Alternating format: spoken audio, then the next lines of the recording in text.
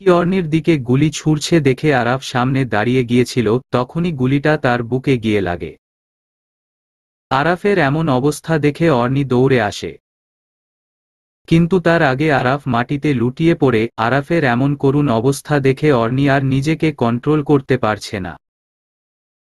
ইচ্ছে করছে পুরো পৃথিবীটা থামিয়ে দিতে। সে তো ভেবেছিল গুলি চালালে কারো প্রাণনাশ হতে পারে, তাই গুলি না চালিয়ে সে সবাইকে হাতেনাতে গ্রেফতার করবে, আর যা করার আইন করবে। কিন্তু তা আর হলো কোথায়? রকি সব উল্টে দিল। তাহলে সেও কেন রকিকে ছাড়বে? তার সাথে থাকা পিস্তলটা বের করে রকির দিকে তাক করল। তখনই তার পুরো টিম এসে পৌঁছাল। তাতে তার কি? সে ছুঁড়ে দিল কয়েক রাউন্ড গুলি। রকির পায়ে গিয়ে গুলিটা পড়েছে। আরেকটা গুলি ছুড়ল, সেটা রকির পেটে গিয়ে লাগল। একটু পর অর্নির টিম তাদের সবাইকে কবজায় নিল। তাদের খুব একটা সময় লাগেনি। অনেকটা দ্রুত সবাইকে গ্রেফতার করতে সক্ষম হলো পুরো টিমটা। অর্নি এবার সবকিছু বাদ দিয়ে আরাফের কাছে ছুটে গেল। সেই সাথে কয়েকজন সোর্সকে নিয়ে আরাফকে গাড়িতে তুলল হাসপাতালে নিয়ে যাওয়ার জন্য। অর্নি চায় না আরাফকে একা ছাড়তে। তার একটু অবহেলার কারণে আজ এই অবস্থা। তাকে তো সাথে যেতেই হয়। রকিকে আহত অবস্থায় থানায় নিয়ে যাওয়া হলো। তার সাথে জুইকেও গ্রেফতার করা হয়েছে। লোভের শাস্তি তো শেষ পর্যন্ত এমন হয়। একটা সময় শেষে ঠিকই সব প্রকাশ পায়, যেমনটা আজ হলো। কিন্তু অর্নির একটু বোকামি তাকে অনেকটা বিপদে ফেলে দিল। আসলে বোকামি বলা যায় না, যদি বলতে হয় তাহলে দূরদর্শিতার অভাব হয়েছে বলা যায়। সে বুঝতেই পারেনি রকি এত জঘন্য হতে পারে। অর্নি তো এসেছিল রকি এবং জুইয়ের সাথে কথা বলতে, তাই শুধু একজন সহকর্মীকে সাথে নিয়ে এসেছে। সে কি জানতো রকি তাকে এবং আরাফকে এক জালে বন্দি করে মারার জন্য লোক ঠিক করে রেখেছে? জানতো না বলেই তার টিমকে সাথে আনেনি। আজ যদি প্রথম থেকে তার টিম থাকতো তাহলে আরাফের গায়ে একটা আঁচ লাগতো না, গুলি তো দূরের কথা। তার একটা ভুলের জন্য আরাফের এত বড় মাশুল দিতে হচ্ছে। তবু ভাগ্য ভালো বলে রুমানা শেষ পর্যায়ে এসে টিমকে ফোন দিয়েছিল। তারাও ঠিক সময়ে এসে পৌঁছাতে পেরেছিল। অর্নি তবু নিজেকে সান্ত্বনা দিচ্ছে। এর চেয়ে ভয়ঙ্কর হলে কি হতো? সে তখন কি করতে পারত? গাড়িতে অর্নি আরাফের হাত ধরে আছে। আরাফের কোনো প্রতিক্রিয়া নেই। আগে সবসময় অর্নি হাত ধরলে সে হাতটা ছেড়ে দিত। আজ চুপচাপ শুয়ে আছে। কোনো শব্দ করছে না সে। চোখ দুটো বন্ধ করে আছে। আসলেই আরাফের অনেক ধৈর্য। এমন জটিল অবস্থায় এসেও সে নিজেকে কন্ট্রোল করতে পারছে। ব্যথা হচ্ছে তবু চুপচাপ চোখ দুটো বন্ধ করে শুয়ে আছে। অর্নি বারবার তাকে দেখছে আর চোখ বেয়ে জল গড়িয়ে পড়ছে। আজ সে জিতে গিয়েও যেন হেরে গেল। এমনটা তো চায়নি সে। হঠাৎ মনে পড়ল বাড়ির কাউকে এসব খবর জানানো হয়নি। কিন্তু সে তার ব্যাগটা বাংলোতে ফেলে এসেছে। সেখানে তার ফোনটা ছিল। এখন তো কাউকে ফোন করতে পারছে না। বিপদের সময় একসাথে সব হয়। টেনশনে কোনো কিছুই মাথাতে আসছে না অর্নির। সিআইডিতে থাকায় অনেকবার প্রতিকূল পরিস্থিতিতে পড়তে হয়েছিল, কিন্তু এবারের মতো নয়। এবার কেন জানি সে নিজেকে কন্ট্রোল করতে পারছে না। তখনই তার সাথে থাকা একজন সহকর্মীর কাছ থেকে ফোন নিয়ে তার মাকে কল দিল। কয়েকটা রিং পড়ার পর তিনি ফোনটা ধরলেন। কে বলছেন? আম্মু, আমি। মায়ের আওয়াজ শোনার পর কিছুতেই সে কান্না আটকাতে পারছে না। ফুপিয়ে কেঁদে উঠল সে। ওদিকে তার কান্নার আওয়াজ শুনে তার মা ব্যস্ত হয়ে পড়লেন। বিভিন্ন আশঙ্কায় তিনিও ঘাবড়ে গেলেন। তবু মেয়েকে শান্ত করার জন্য বৃথা চেষ্টা করেই যাচ্ছেন। কি হয়েছে বল মা। কিছুই হবে না, একটু ধৈর্য ধর। অর্নি কেঁদেই চলেছে। কান্নার মাত্রা কমার চেয়ে দ্বিগুণ গতিতে বাড়ছে আরও। সেই সাথে আওয়াজটাও বেড়ে যাচ্ছে। তার সাথে থাকা কর্মীরা তাকে বারবার সান্ত্বনা দিচ্ছে। ফোনে তার মাও বারবার ডেকে ডেকে ক্লান্ত হয়ে যাচ্ছে। আচমকা আরাফ তার হাতটা শক্ত করে ধরল। সে চোখ খোলার চেষ্টা করছে কিন্তু পারছে না। হাতটাও কাঁপছে বেশ। অর্নি সাথে সাথে থেমে গিয়ে তার দিকে তাকালো। জোর গলায় বলল, কি করলেন এসব? আমাকে বাঁচাতে গিয়ে নিজের কি হাল করলেন? সবসময় তো বলতেন ভালোবাসেন না। তাহলে আমাকে বাঁচানোর জন্য নিজেকে উৎসর্গ করলেন কেন? আরাফ আস্তে আস্তে নিস্তেজ হয়ে যাচ্ছে। এদিকে আজকে পথটাও যেন ফুরাচ্ছে না। অর্নি কথা বলতে পারছে না বলে তার একজন সহকর্মী তার মাকে সব বুঝিয়ে বলল। তিনিও সকাল সকাল এমন একটা খবর শুনে আগের অবস্থায় নেই। গাড়ি হাসপাতালে এসে পৌঁছাতেই একজন দ্রুত গিয়ে স্ট্রেচার নিয়ে আসলো। আরাফকে স্ট্রেচারে করে ইমার্জেন্সি রুমে নিয়ে যাওয়া হলো। হাসপাতালের সবাই আরাফের পরিচিত হওয়ায় ট্রিটমেন্টে কোনো হেয়ালি হবে না এটা তারা জানে। কিন্তু তবু মনের মধ্যে ভয় কাজ করছে ভীষণ। মৃত্যু অনিবার্য থাকলে শত ডাক্তারের সামনেও রোগী মরতে পারে। এখন আরাফের ভাগ্যে কি আছে তা তো অর্নি জানে না। অর্নিকে ভেতরে ঢুকতে দেওয়া হয়নি। সে চেয়েছিল ভেতরে যাবে। আরাফের হাতটা ধরে বসে থাকলে তার কষ্টটা একটু কম হবে। আরাফের মাঝেও একটা সাহস থাকবে। কিন্তু আরাফের বন্ধুরা তাকে ভেতরে যেতে নিষেধ করল। তাদের কথা একটাই, আপনি ভেতরে গিয়ে এভাবে কান্নাকাটি করলে আরাফের মেন্টালি প্রেসার হবে। তাই আপনি বাইরে থাকুন। অর্নিও ভাবল তাদের কথা। আসলে ভুল কিছু বলেনি তারা। সে এমনেও নিজেকে কন্ট্রোল করতে পারছে না। তার মধ্যে এখন আরাফের পুরো শরীর রক্তে ভেজা হয়ে যাচ্ছে। এখন কিভাবে সে নিজেকে সামলাবে? ইমার্জেন্সি থেকে একজন ডাক্তার বের হয়ে বলল, আরাফকে ইমিডিয়েটলি অপারেশন করাতে হবে। তার শরীর ভেতর থেকে গুলিটা বের করতে হবে। অর্নির আর কি বলার আছে? সে তো জানে গুলি বের করতে অপারেশন করাতেই হবে। তাই সম্মতি দিল। শান্ত কণ্ঠে বলল, আমি রক্ত রেডি করছি। না, রক্ত আমাদের হাসপাতালে আছে। আপনাকে এক্সট্রা প্রেশার নিতে হবে না। অর্নি এবার ছোট গলায় আচ্ছা ধন্যবাদ বলে চুপ করে থাকল। আর দাঁড়াতে পারছে না সে। বুকের ভেতর বারবার মোচড় দিয়ে উঠছে। আরাফকে অপারেশন রুমে ঢোকানো হবে কিন্তু বাড়ির কেউ আসছে না এখনো। এটা নিয়েও টেনশন লাগছে। সে একা একা কারো সাথে কথা না বলে অপারেশন করতে সম্মতি দিয়ে দিল। যদি কোনো সমস্যা হয় তখন সব দোষ তার ঘাড়ে গেলে তখন কি হবে? ভালো খারাপ বিভিন্ন জল্পনা কল্পনা মাথায় আসছে এখন। বিপদের সময় তো এমন হয়। বিভিন্ন অনিশ্চয়তার আশঙ্কা ঘিরে থাকে মনের মধ্যে। এত চাপ সে নিতে পারছে না। সামনে রাখা চেয়ারে বসে মাথাটা এলিয়ে দিল। চোখ দুটো বন্ধ কিন্তু চোখের জল পড়ছে অনবরত। একসাথে অনেকের পায়ের আওয়াজ পেয়ে অর্নি দ্রুত চোখ খুলল। আরাবি, অবনী, আরাফের বড় আম্মু, আরাফের বাবা সবাই একসাথে এসেছে। সকাল সকাল হওয়ায় সবাই বাড়িতে ছিল। খবরটা পেয়ে সাথে সাথে সবাই ছুটে এসেছে। অর্নি তাদের দেখে উঠে দাঁড়াল। আরবি তাকে জড়িয়ে ধরে কান্না শুরু করছে। দুজনেই একসাথে কান্না করছে। আরাফের বাবা অর্নিকে প্রশ্ন করলেন, আরাফ কোথায়? অর্নি কাঁদো কাঁদো গলায় বলল, ইমার্জেন্সি রুমে আছে। অপারেশন রুমে নিয়ে যাবে বলেছে এখন। আরাফের বাবা অর্নির কথা শুনে ইমার্জেন্সি রুমের ভেতরে গেলেন। বাকিরা বাইরে আছে। আরাবি তার বাবার সাথে যেতে চেয়েছিল কিন্তু তাকে যেতে দেওয়া হয়নি। সবাই বাইরে বসে অপেক্ষা করছে। আরাফের মা মিসেস আরমিন আসলেন না হাসপাতালে। হয়তো তাকে বিষয়টা জানানো হয়নি। এমনই তিনি অসুস্থ, তার মধ্যে একমাত্র ছেলের এমন অবস্থা কিভাবে মেনে নিবেন? তাই তাকে জানানো হয়নি। আরাফের বড় আম্মু বারবার শিউরে উঠছেন। তার মনে হচ্ছে সবকিছুর জন্য তিনি দায়ী।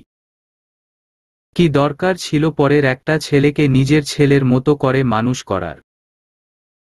সে তো মানুষ না হয়ে অমানুষ হয়ে ঘরের ছেলেটাকে শেষ করে দিল। আরাফের বড় আম্মু রকির মা মারা যাওয়ার পর তাকে নিজের করে নেন। তার একমাত্র মেয়ে অবনী। অবনী হওয়ার পর আরাফের বড় আব্বু মারা যান। তার আর কোনো সন্তান না থাকায় রকিকে নিজের সন্তানের মতো লালন পালন করেন। আরাফকে যেভাবে ছোট থেকে মানুষ করেছে একইভাবে রকিকে মানুষ করেছে। কখনো তিনি বুঝতে দেননি রকি তার ছেলে নয়। শুধু তিনি নয়, আরাফের মা বা বাড়ির অন্য সদস্যরাও রকিকে আপন মনে করত। কিন্তু রকি তাদের আপন করতে পারল না। সবার ভালোবাসা তার লোভের কাছে হেরে গেল। আরাফের বড় আম্মু আরাফকেও অনেক আদর করত। দেবরের একটামাত্র ছেলে, তাও আবার ভদ্র নম্র। তাকে তো ভালোবাসতেই হয়। একটু পর আরাফের বাবা ইমার্জেন্সি রুম থেকে বের হয়ে বললেন আরাফকে অপারেশন রুমে নিয়ে যাওয়া হয়েছে। সবাই যেন তার জন্য দোয়া করে। সবাই বাইরে অপেক্ষার প্রহর গুনছে। ঘড়ির কাঁটা ধীরে ধীরে চলছে। অর্নি বারবার ঘড়ির দিকে তাকাচ্ছে। আজকের দিনটা যেন অনেক লম্বা। কত ঘটনা ঘটে গেল কিন্তু দিনটা এখনো শেষ হলো না। এর মাঝেই অর্নির বাবা মা এসেছেন হাসপাতালে। তাদের মুখশ্রীও দেখার মতো নয়। কোনো কারণ ছাড়া মাঝখান থেকে তাদের মেয়েটা কষ্ট পাচ্ছে। কেন যে তারা মেয়ের বিয়েটা এই বাড়িতে দিতে গেলেন? আজ মেয়েকে কত কিছুর সম্মুখীন হতে হচ্ছে। এমন পরিস্থিতিতে একটা হাসি মুখ অর্নির সামনে এসে দাঁড়াল। অর্নির কাছে মুখটা আজ সবচেয়ে বিশ্রী লাগছে। এত জঘন্য রকমের টেনশনের মাঝে কেউ যদি তার সামনে এসে দাঁত কেলিয়ে থাকে তাহলে তাকে তো কষিয়ে দুটো চড় দিতে মন চাইবে। ছেলেটি আর কেউ নয়, পারভেজ। অর্নি তাকে দেখে বসা থেকে উঠে তার দিকে গেল। সে এখনো দাঁত কেলিয়ে দাঁড়িয়ে আছে। অর্নির তা দেখে আরও রাগ হচ্ছে। সামনে গিয়ে রাগী গলায় বলল, এভাবে হাসছেন কেন? সমস্যা কোথায়? অর্নির এমন আচরণ দেখে সে ভ্রু কুঁচকে তাকাল। তারপর বলল, আপনাকে দেখলাম তাই হাসলাম আর কি। এখানে সমস্যার কি? আমার এই অবস্থা দেখে আপনার হাসি আসছে? বাহ, কেমন মানুষ আপনি! যেমন বউয়ের তেমন জামাই। দুইটাই এক। মানে বুঝলাম না। আপনি এভাবে কথা বলছেন কেন? আর যেমন জামাইয়ের তেমন বউ মানে? আপনাকে আমি এত এক্সপ্লেইন করতে পারবো না। সামনে থেকে বিদায় হন। বাই দা ওয়ে, হাসপাতালে আসলেন কেন? আমি কি কোনো হেল্প করতে পারি? পারভেজের প্রশ্নে অর্নি চোখ তুলে তাকালো তার দিকে। তার মানে কি পারভেজ জানে না এসব? নাকি ইচ্ছে করে অর্নিকে কাটা গায়ে নুনের ছিটা দেওয়ার জন্য জিজ্ঞেস করছে? কিন্তু তার চেহারা দেখে মনে হচ্ছে না সে কিছু জানে। তবু অর্নির ইচ্ছে করছে না এত কিছু এক্সপ্লেইন করতে। শান্ত কণ্ঠে বলল, আপনি আমার চেহারা দেখে নিশ্চয় বুঝতে পারছেন আমার পরিস্থিতি। এখন কিছু বলতে চাই না। আপনি প্লিজ এখন আসুন। পারভেজ আর কিছু বলল না। একটা মুচকি হাসি দিয়ে চলে গেল সে। অর্নি তার যাওয়ার দিকে তাকিয়ে একটা দীর্ঘশ্বাস ফেলল। সবকিছুর মূল তো এই পারভেজ। সে যদি জুইকে আরাফের পেছনে লেলিয়ে না দিত তাহলে আরাফ জুইকে পেত না আর এত কিছু হতো না। কি লাভ পেল পারভেজ? আর জুইকে তো অর্নি ছাড়বে না। আরাফের অপারেশন শেষ হলেই সে যাবে অফিসে। তারপর জুইকে দেখে নিবে। আজ জুইকে তার হাত থেকে কেউ আটকাতে পারবে না। এই ভেবে চোয়াল শক্ত করল অর্নি। তারপর আগের জায়গায় গিয়ে বসল। দীর্ঘ 2 ঘন্টা পর অপারেশন রুম থেকে ডাক্তার বের হলেন। সবাই চুপচাপ সেদিকে তাকিয়ে আছে, যেমন কি তারা নীরবতা পালন করছে। আসলে এমন পরিস্থিতিতে কারো হুঁশ জ্ঞান ঠিক থাকে না। ডাক্তার আরাফের শিক্ষক হওয়ায় তিনি নিজ থেকে এসে বললেন, অপারেশন সাকসেসফুল, কিন্তু জ্ঞান ফিরতে সময় লাগবে। আমরা আছি আরাফের সাথে সবসময়। আপনাদের টেনশন করতে হবে না। ডাক্তারের কথায় সবার বুকে অজানা এক সাহস আসল। সবার মুখে হাসির রেখা স্পষ্ট হয়ে আছে। অর্নি এবার উঠে দাঁড়াল। এমনেও এখন আরাফের সাথে দেখা বা কথা হবে না তার। এই সুযোগে সে জুইয়ের সাথে দেখা করে আসুক। অবনী আর আরাবিকে বলে সে হাসপাতাল থেকে বের হল। গন্তব্য তার অফিস। সেখানে জুইকে আর রকিকে নিয়ে যাওয়া হয়েছে। রকিকে ফরেনসিক ডিপার্টমেন্ট থেকে ডাক্তার এনে প্রাথমিক চিকিৎসা দেওয়ার কথা ছিল। কি করেছে তা অফিসে গেলে জানা যাবে। ড্রাইভারকে গাড়ি ঘুরাতে বলে সে গাড়িতে উঠে বসল। মাথাটা সিটের সাথে এলে দিয়ে বাইরের পরিবেশ দেখছে সে। আরাফকে এই অবস্থায় রেখে যেতে ইচ্ছে করছে না তার। ভীষণ কষ্ট লাগছে, কিন্তু উপায় নেই। এখন না গেলে সে আর জুইকে পাবে না। তাই এখনই গিয়ে জুইয়ের সাথে সরাসরি সাক্ষাৎ করতে চায় সে। গাড়ি অর্নির অফিসের সামনে গিয়ে থামলে অর্নি দ্রুত গাড়ি থেকে নামে। বেশ তড়িঘড়ি করে সে ভেতরে গেল। ভেতরে অর্নির জন্য অপেক্ষা করছে তার টিমের সদস্যরা। রাজ, হাসান, মাহবুব সহ অনেকেই। রুমানা সেখানে নেই। অর্নিকে দেখে তারা বসা থেকে উঠে দাঁড়াল। মাহবুব বলল, ম্যাম, জুই রুমানার রুমে আছে। মাহবুবের কথায় অর্নি শান্ত কণ্ঠে আচ্ছা বলে রুমানার রুমের দিকে গেল। রুমে রুমানা বসা ছিল। তার অপর দিকে একটা চেয়ারে জুই বসে আছে। তার হাতে হ্যান্ডকাফ লাগানো। পেছনে দুজন লেডি কনস্টেবল দাঁড়িয়ে আছে। অর্নিকে দেখে রুমানা উঠে দাঁড়িয়ে তাকে চেয়ারে বসতে দিল। অর্নি ধীর পায়ে গিয়ে রুমানার চেয়ারে বসতেই জুই মাথা তুলে তাকাল। দুজনেই সামনাসামনি বসে আছে। অর্নি জুইকে উপর থেকে নিচ পর্যন্ত বেশ কয়েকবার পর্যবেক্ষণ করল। মনে মনে ভাবছে, এই মেয়ের মাঝে এমন কি আছে যার জন্য পারভেজ, আরাফ, রকি সবাই পাগল হয়ে যাচ্ছে। জানতে তো হয় জুইয়ের কাছ থেকে। জুইয়ের দিকে তাকিয়ে প্রশ্ন করল, রকির সাথে কতদিনের পরিচয় তোমার? জুইয়ের দায়সারা জবাব, তোমাকে বলবো কেন? কথাটা শুনে অর্নি তার দিকে তাকিয়ে একটু মুচকি হাসল। তারপর কষিয়ে একটা চর বসিয়ে দিল জুইয়ের গালে। আচমকা এত জোরে চর খেয়ে জুই ভ্যাবাচ্যাকা খেয়ে গেল। মুখটা কাচুমাচু করে অর্নির দিকে তাকাল। অর্নি আবারও মুচকি হাসি দিয়ে বলল, এবার বলবি নাকি আরেকটা দিব? জুই এবার দ্রুত বলে বসল, না না, আর দিতে হবে না। বলছি সব। বল তাড়াতাড়ি। রকির সাথে আমার 5 বছরের পরিচয়। শুধু পরিচয় নাকি অন্য কিছু আছে? সব খুলে বল। আমি একটা প্রশ্ন করলে একটা উত্তর দিবি এমন তো নয়। তোমাকে এত কথা বলতে আমি বাধ্য নয়। অর্নি এবার বুঝল এই মেয়েকে একটা চর দিলে হবে না, কয়েকটা একসাথে দিতে হবে। এবার কয়েকটা চর দিল একসাথে। চর খেয়ে জুই চেয়ার থেকে পড়ে যেতে রুমানা ধরল তাকে। সেও একটা দিল। অর্নির বেশ মজা লাগছে। ইচ্ছে করছে জুইয়ের মুখটাকে তবলা বানিয়ে ইচ্ছামতো বাজাতে। কতদিনের স্বপ্ন তার আজ এক দফা পূরণ হল ভাগ্যক্রমে। বেচারি জুই বুঝতে পারল আজকে আর ভাব দেখিয়ে লাভ নেই। ভাব দেখাতে গেলে উল্টো নাকানি চুবানি খেতে হবে তাকে। তাই গড়গড় করে সব বলা শুরু করল, আরাফ দেশ থেকে চলে যাওয়ার পর আমি আরাফের সাথে ব্রেকআপ করি। তখন আরাফ তার ফ্যামিলিকে আমার কথা জানায় যাতে তারা আমার সাথে দেখা করে এবং কথা বলে সব ঠিক করে। সেই সাথে আমার পরিচয় দেয় সে। কিন্তু আরাফের বাবা মা তার কথায় রাজি হয়নি।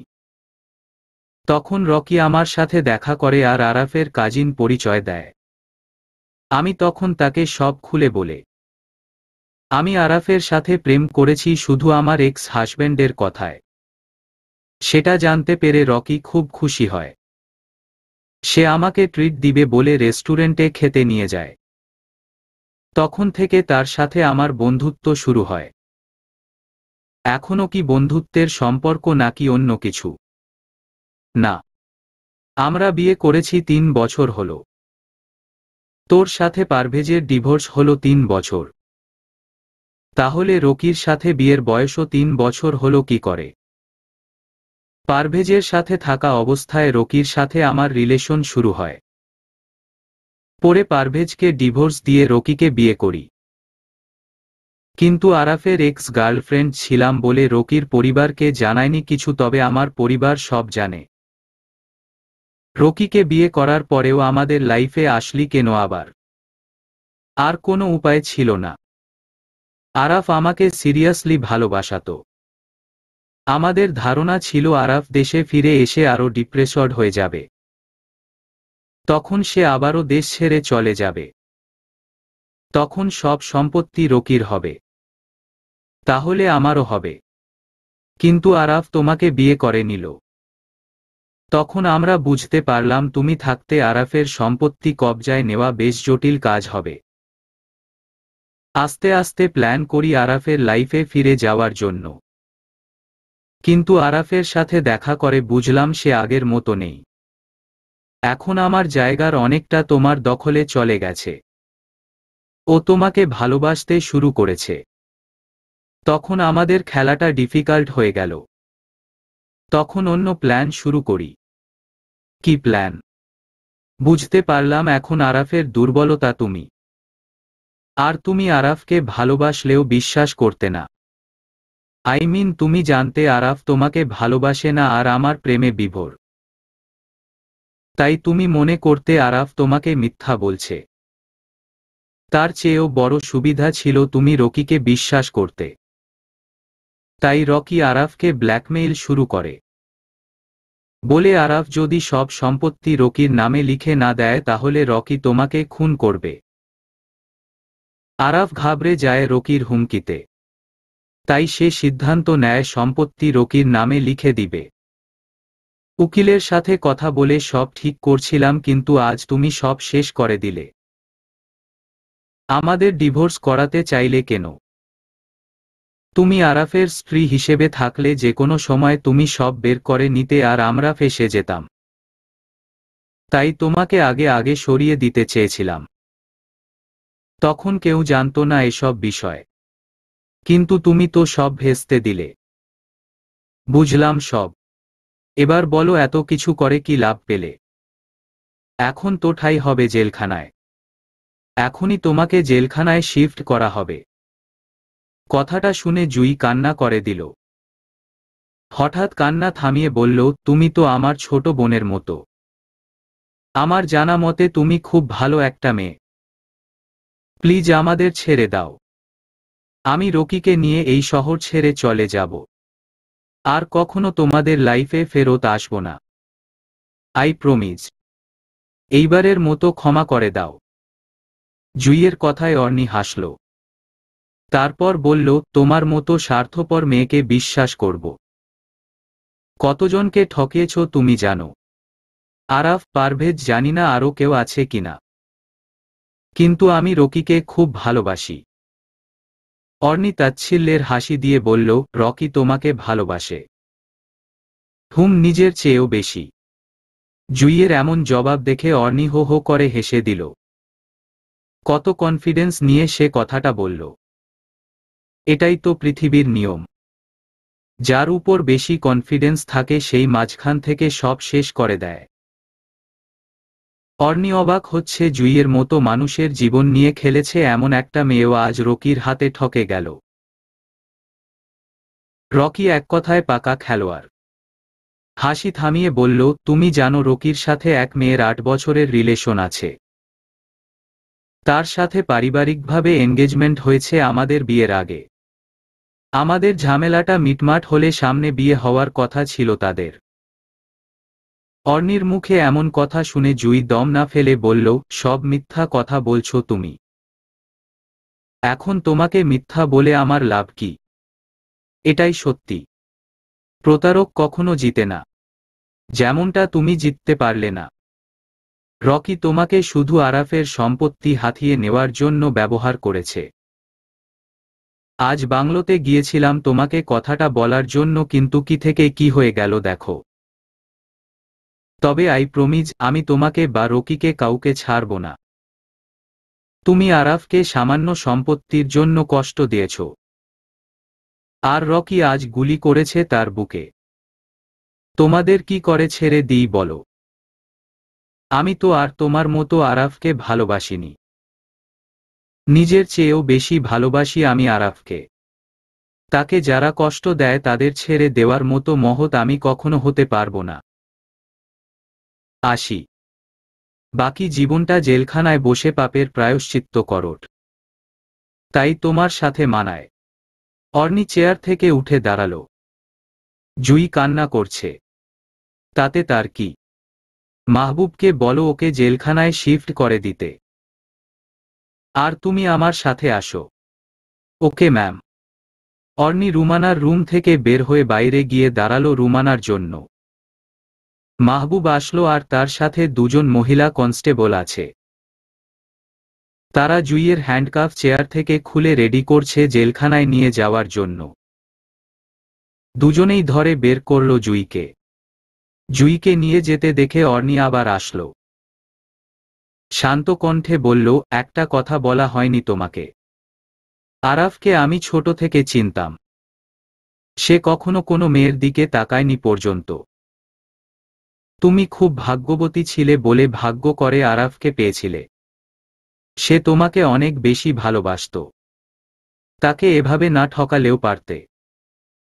তাকে যদি ভালোবেসে আগলে রাখতে তখন হয়তো আমি আরাফকে পেতাম না, কিন্তু তুমি আর আরাফ দুজনেই সুখী হতে।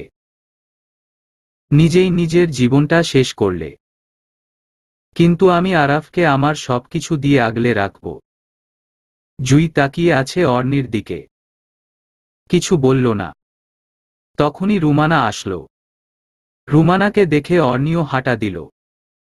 তাদের আবারও এফে ভিলাতে যেতে হবে। কারণ অর্নি তার ব্যাগটা সেখানে রেখে এসেছিল। ব্যাগটা নিতে যেতে হবে। ব্যাগের মধ্যে তার কিছু ইম্পর্ট্যান্ট কার্ড আর ফোনটা আছে। আরাফের খবরটাও নিতে পারেনি সে ফোন না থাকায়। রুমানার ফোন থেকে কল দিয়ে জেনে নিবে ভেবে রুমানার কাছ থেকে ফোনটা চাইল অর্নি। রুমানা সাথে সাথে ফোনটা দিল। আরাফের বাবার নম্বরে ডায়াল করল অর্নি। কয়েকটা রিং হওয়ার পর তিনি রিসিভ করলেন। কে বলছেন? আঙ্কেল, আমি অর্নি। আরাফের কি অবস্থা? ডাক্তার চেক করছে বারবার, কিন্তু এখনো জ্ঞান ফেরেনি। বলছে কয়েক ঘন্টার মধ্যে ফিরতে পারে। অর্নির বেশ চিন্তা লাগছে। এত সময় হয়ে গেল তবু জ্ঞান ফিরছে না কেন? আবার কোন সমস্যা হলো না তো? দ্রুত হাসপাতালে যেতে হবে অর্নিকে। রুমানা আর অর্নি এফে ভিলাতে যাওয়ার জন্য গাড়িতে উঠে বসল। কিছুক্ষণ পর এফে ভিলাতে পৌঁছালো দুজনে। ব্যাগটা ঠিক কোথায় রেখেছে অর্নির মনে নেই। এত ঝামেলার মাঝে মনে রাখাটা একটু ডিফিকাল্ট বটে। দুজনেই পুরো রুমটা তন্নতন্ন করে খুঁজল, কিন্তু ব্যাগটা পেল না। অর্নির বেশ টেনশন হচ্ছে। তার ব্যাগটা গেল কোথায়? ব্যাগে তো ইম্পর্ট্যান্ট ডকুমেন্ট আছে কিছু। উদাস মন নিয়ে এফে ভিলা থেকে বের হলো অর্নি। রুমানা অর্নির পেছনে পেছনে আসছে। তারও টেনশন লাগছে। এক বিপদের উপর আরেক বিপদ। এফে ভিলাতে গন্ডগোল হওয়ার পর থেকে পুলিশের একটা টিম পাহারা দিচ্ছে। তাহলে কেউ ভেতরে আসবে কি করে? তার ব্যাগটা তো তাহলে এখানেই থাকার কথা। অর্নি গেইটে গিয়ে পুলিশের ইন্সপেক্টর রাশেদুল ইসলামের সাথে কথা বলল, আপনারা ডিউটিতে থাকা অবস্থায় কেউ কি ভেতরে গিয়েছিল? না ম্যাম, কেউ যায়নি। এখন আপনারা গেলেন। আমার ব্যাগটা তখন রেখে গিয়েছিলাম ভুলে। এখন নিতে এসে দেখলাম ব্যাগটা নেই। একটু খোঁজ নিয়ে দেখুন তো। আমার ফোনটাও ব্যাগে আছে। ফোন ট্র্যাক করলে দ্রুত পেয়ে যাবেন। ওকে ম্যাম, আমরা চেষ্টা করছি। আচ্ছা, পেলে আমাকে জানাবেন। আমি এখন আসি। রুমানা সহ আবার জনে বেরিয়ে গেল এফে ভিলা থেকে। গাড়িতে উঠে বসতেই রাশেদুল ইসলাম ডাক দিলেন ম্যাম বলে। অর্নি আবারও নেমে আসলো। জি বলুন কি হয়েছে? ম্যাম আপনার ব্যাগ থানায় আছে। একজন কনস্টেবল থানায় গিয়ে জমা দিয়েছে ব্যাগটা। এখন আমি ফোন দিয়ে জানতে চাওয়ায় তারা বললেন। Okay thanks. যাক একটা সমস্যার সমাধান হলো অবশেষে। অর্নির মনে একটু সাহস এসেছে খবরটা শুনে। রুমানা এবার বলল, ম্যাম তাহলে একেবারে থানায় গিয়ে ব্যাগটা নিয়ে আসুন। তখন একেবারে নিশ্চিত হয়ে যেতে পারবেন। আর কোনো টেনশন থাকবে না। আমিও তাই ভাবছি। চলো তাহলে এখন থানায় যাওয়া যাক। ওকে ম্যাম চলুন। দুজনেই আবারও গাড়িতে উঠে বসল। ড্রাইভারকে বলল থানায় নিয়ে যেতে। গাড়ি চলছে দুর্বার গতিতে। হঠাৎ রুমানার ফোনটা বেজে উঠল। সে ফোনটা হাতে নিয়ে কিছুক্ষণ তাকিয়ে থাকল। তারপর অর্নিকে বলল, ম্যাম এই নম্বরটা আমি চিনতে পারছি না।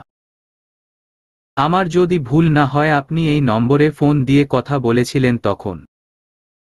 দেখুন তো। অর্নি একবার ফোনের স্ক্রিনে নম্বরটা দেখল। এই নম্বরে সে ফোন করেছিল। আরাফের বাবার পার্সোনাল নম্বর। দ্রুত রুমানার হাত থেকে ফোনটা নিয়ে অর্নি রিসিভ করল। অপর পাশ থেকে অবনী কথা বলছে, অর্নি কি আছে আপনার সাথে? এদিক থেকে অর্নি বলল, আপু আমি বলছি। বলো কি হয়েছে? অর্নি তুমি কোথায় আছো? একটু তাড়াতাড়ি হাসপাতালে আসো। কেন? কি হয়েছে হাসপাতালে? আরাফের জ্ঞান ফিরেছে। ও তখন থেকেই ছটপট করছে। তোমাকে দেখতে চাইছে। ওর ধারণা তোমার কোনো সমস্যা হয়েছে আর আমরা সেটা ওকে জানাতে চাচ্ছি না। তাই এমন করছে। তুমি একটু আসো। আচ্ছা আমি এক্ষুনি আসছি। অবনী ফোনটা কেটে দিল। অর্নি ড্রাইভারকে বলল গাড়ি ঘুরিয়ে হাসপাতালে নিয়ে যেতে। সে এখন হাসপাতালে যাবে। রাস্তায় জ্যাম না থাকায় খুব একটা দেরি হয়নি পৌঁছাতে।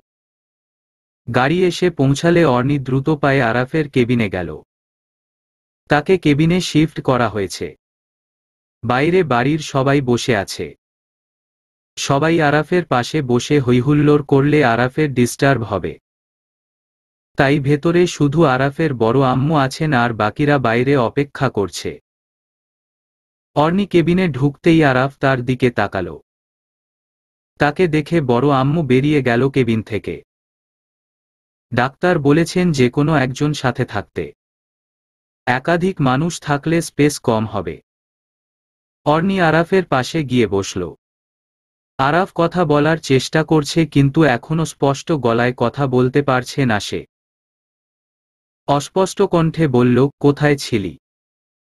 একটু কাজে গিয়েছিলাম। কি দরকার ছিল রকি আর জুইয়ের পেছনে পড়ার? যদি কোনো সমস্যা হয়ে যেত তখন কি হতো? অর্নি আরাফের দিকে তাকাল। তার কথা বলতে কষ্ট হচ্ছে। তবু এতগুলো কথা বলছে আজ। অথচ অন্যদিন এক কথায় জবাব দিত সে। শান্ত কণ্ঠে বলল, এখন এত কথা বলতে হবে না আপনার। আগে সুস্থ হন তারপর কথা বলবেন। আরাফ রাগী দৃষ্টিতে তার দিকে তাকাল। কথা বলবো কি বলবো না এটা আমার ইচ্ছা। অর্নি আরাফের কথায় চমকে গেল। তার কথা বলতে কষ্ট হচ্ছে বলেই তো অর্নি বারণ করল কথা না বলার জন্য। এখন উল্টো তাকে কথা শোনাচ্ছে। বলেন, ইচ্ছামতো কথা বলেন। আমার বাপের কি? নিজেরই তো কথা বলতে কষ্ট হচ্ছে। আমার কি হচ্ছে? তোকে আমার জন্য এত ভাবতে হবে না। আমার কষ্টের কথা ভাবলে এত কিছু করতি না। আমি আবার কি করলাম? কি করেছিস জানিস না? জুইয়ার রকির পেছনে কেন পড়তে গেলি? একটুর জন্যই তো বেঁচে গেলি। ওরা আমাকে কি করতে পারত?